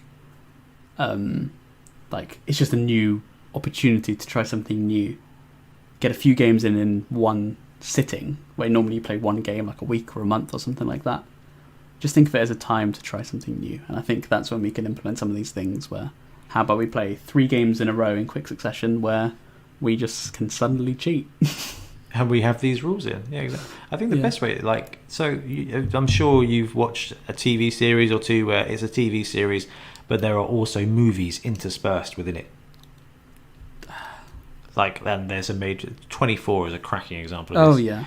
It's a series, and then there's every now and again a special movie. Battlestar Galactica. They had and then they went to Razor, and they had the movies that sit within it, but they're its own thing. That's a tournament in Blood Bowl. Yeah, absolutely. That's a really good analogy. You've got the setting, and then you've got this concentrated, slightly different story. And if anybody out there is watching Picard at the moment, which is awesome, I'm a big Trekkie, it's very similar. This is the Star Trek universe, but it's got a twist. It's got its own identity, and it's a way to try something different without sacrificing the core game that you love. Yeah. And, cheating in Blood Bowl, you can introduce it to a league, where it's actually, we're going to run it. You can bring extra player on, but they're likely to get sent off.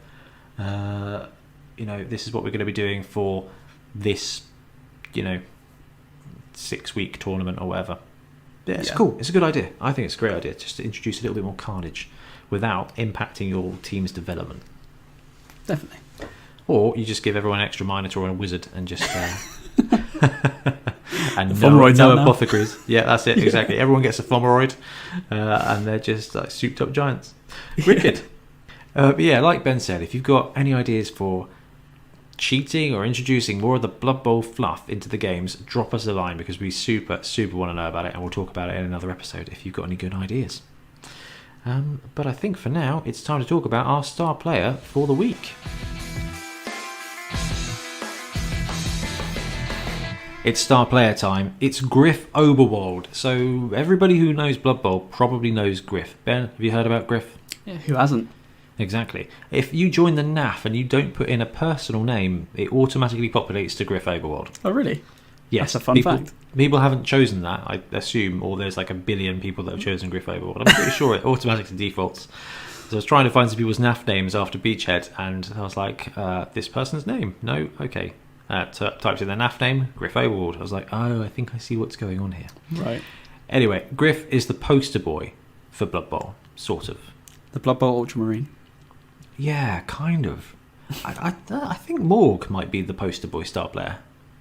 Oh, that's probably accurate, actually. I think everyone knows Morg, and no one can afford him unless they're in a really bad situation. And then he actually delivers. I've been impressed with Morg. Oh, he's kind of like overshadowed by Bob now, isn't he? Well, yeah, but Bob's a golden era star player, so he's illegal everywhere. That's true. It's like a promo card for a TCG. It's like, oh yeah, cool idea, bro. Enjoy playing that at home. Anyway, so Griff Oberwald is... I've never seen him used until this weekend, where Ian and Josh ran him on their co-op human team. Have you ever had a chance to play against Griff either? Never, no. I've never played against him on BB2 really either. No, me neither. Okay, so let's have a quick look at Griff. So Griff Oberwald can be taken by humans. He's 320,000, which is huge. But yeah. he's got some stats behind him. He's 7,448. Loner, block, dodge, fend, sprint, and sure feet. Those are some stats. That is quite a lot of stats. This guy's a one-man team. He's the Sly Marbo of Blood Bowl, essentially. So, right, he's got sprint and sure feet and movement 7. So, realistically, I think the best way to summarise this guy is he's a strength 4, edge 4, movement 10 blodger. With fend for some reason. Yeah, I mean, that kind of helps. You can't be... It's hard to... Oh, no. I was going to say it's hard to surf him, but not really. That's a sidestep, isn't it? Well, yeah, that would have been quite impressive. So he has a load of money, right? He's 300k. You know, normally 300k, you're taking a couple of team rerolls or a reroll, a keg, and a wizard. You know, you're having that impact. I think in League, this guy will hog your SPPs. Oh, absolutely. Because having that strength 4 and edge 4 and blodge, it means he blitzes out of anything. And this was my experience with him at the weekend with Skaven. I could barely stop this guy. Drive after drive, he'd come down, he'd have a semi-cage, I'd crack the corner of the cage, I'd mob Griff, and then he would blitz and dodge away. Very happily. Like, he's strength 4, so most of the time you're getting a one-on-one block because of like people taking up tackle zones and things. So he's 2-dicing you. He's got block. He punches a little hole, and then he's dodging to no tackle zones on a 2+ with a reroll, or 1 tackle zone on a 3+ with a reroll. You can't slow this guy down, and then he's off to the races with 10 movement because of sprint and sure feet. Yeah, that's a machine.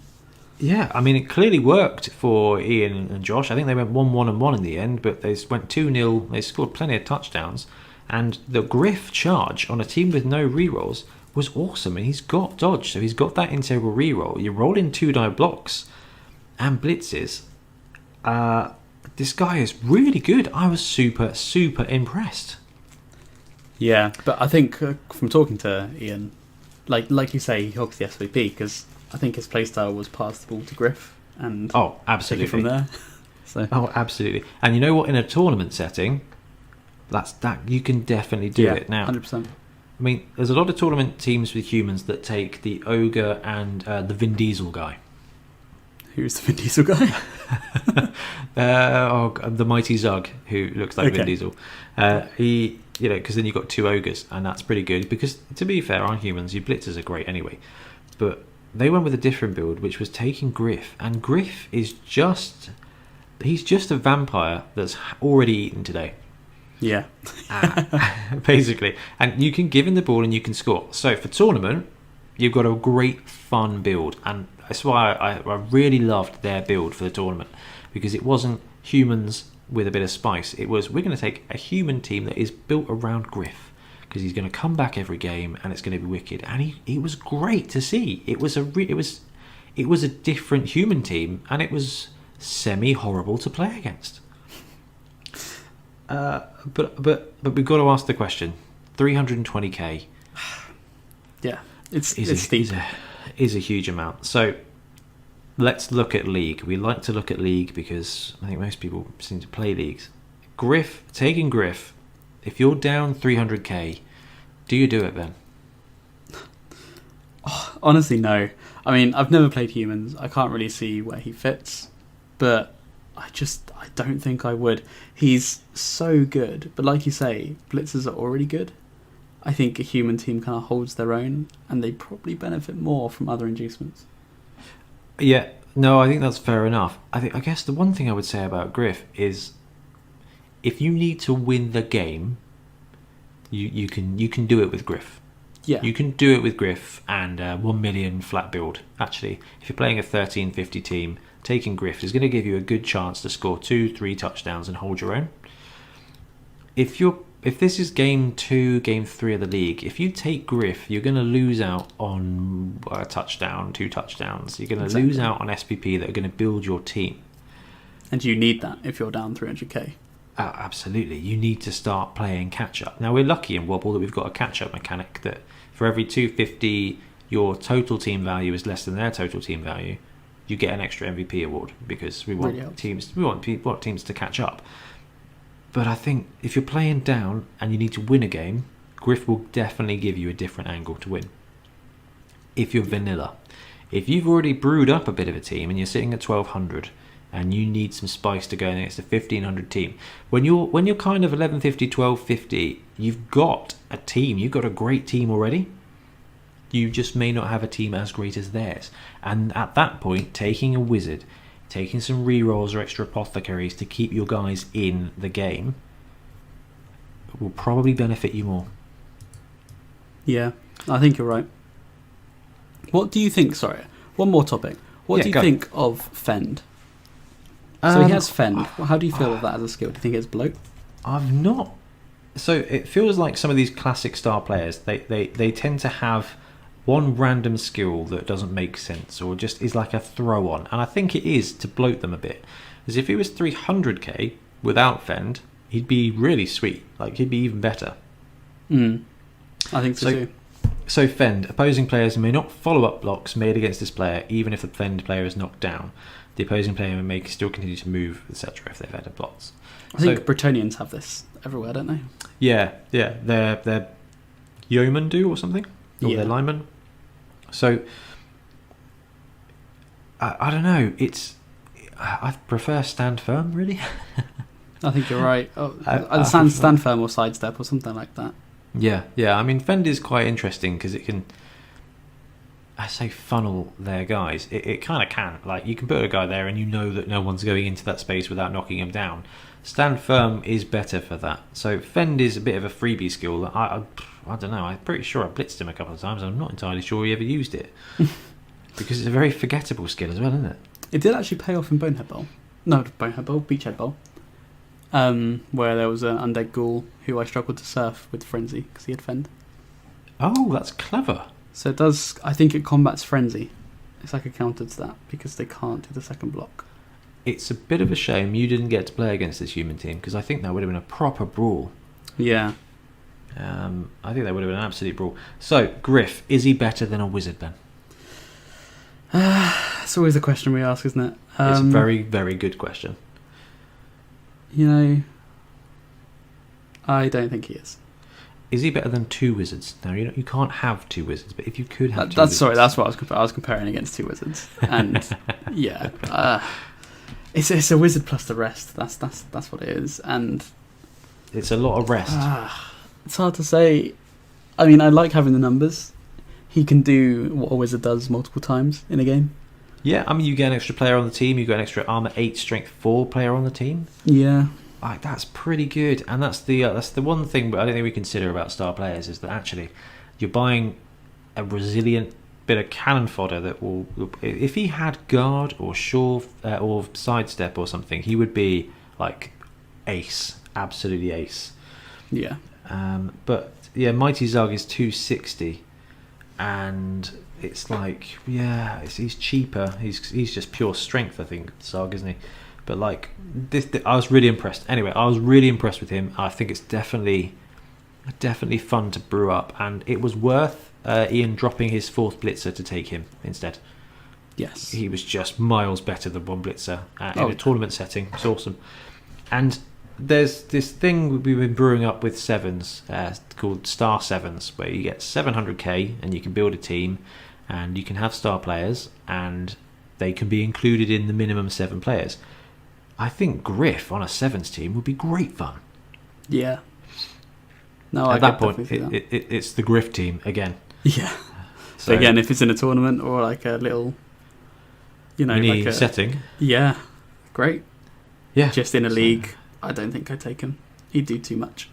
So I think, thanks to playing a tough game against Griff Oberwald, I'm going to be have to picking up another Forge World model, because I can see this being good fun, man. I can see him being good fun. So yeah. Anyway, that wraps up the star player segment, and that does wrap up episode 36. So I just want to say a big thank you to everybody who comes along and supports us at tournaments, listens to the show, gets involved, drops us messages. It's great. Thank you for coming and talking Blood Bowl with us. Thanks for listening to us. And Ben, thanks ever so much for joining us again today. Thanks as ever. It's wicked. It was great to have you here, and it was great to have you at the tournament. And I'm very glad to be playing Level Up Bowl with you. Yes, it'll be good fun. Yeah, I just hope. It'd be a tough game if you and I get paired. It'd be a good match. Do you know Skaven? Oh, yeah. Maybe no, I can't. I'm not allowed to take Skaven because I have to take a new team. That's okay. That's fine. Right, that does wrap it up, guys. Thank you all very, very much for listening, and we will see you in a couple of weeks' time. Take it easy.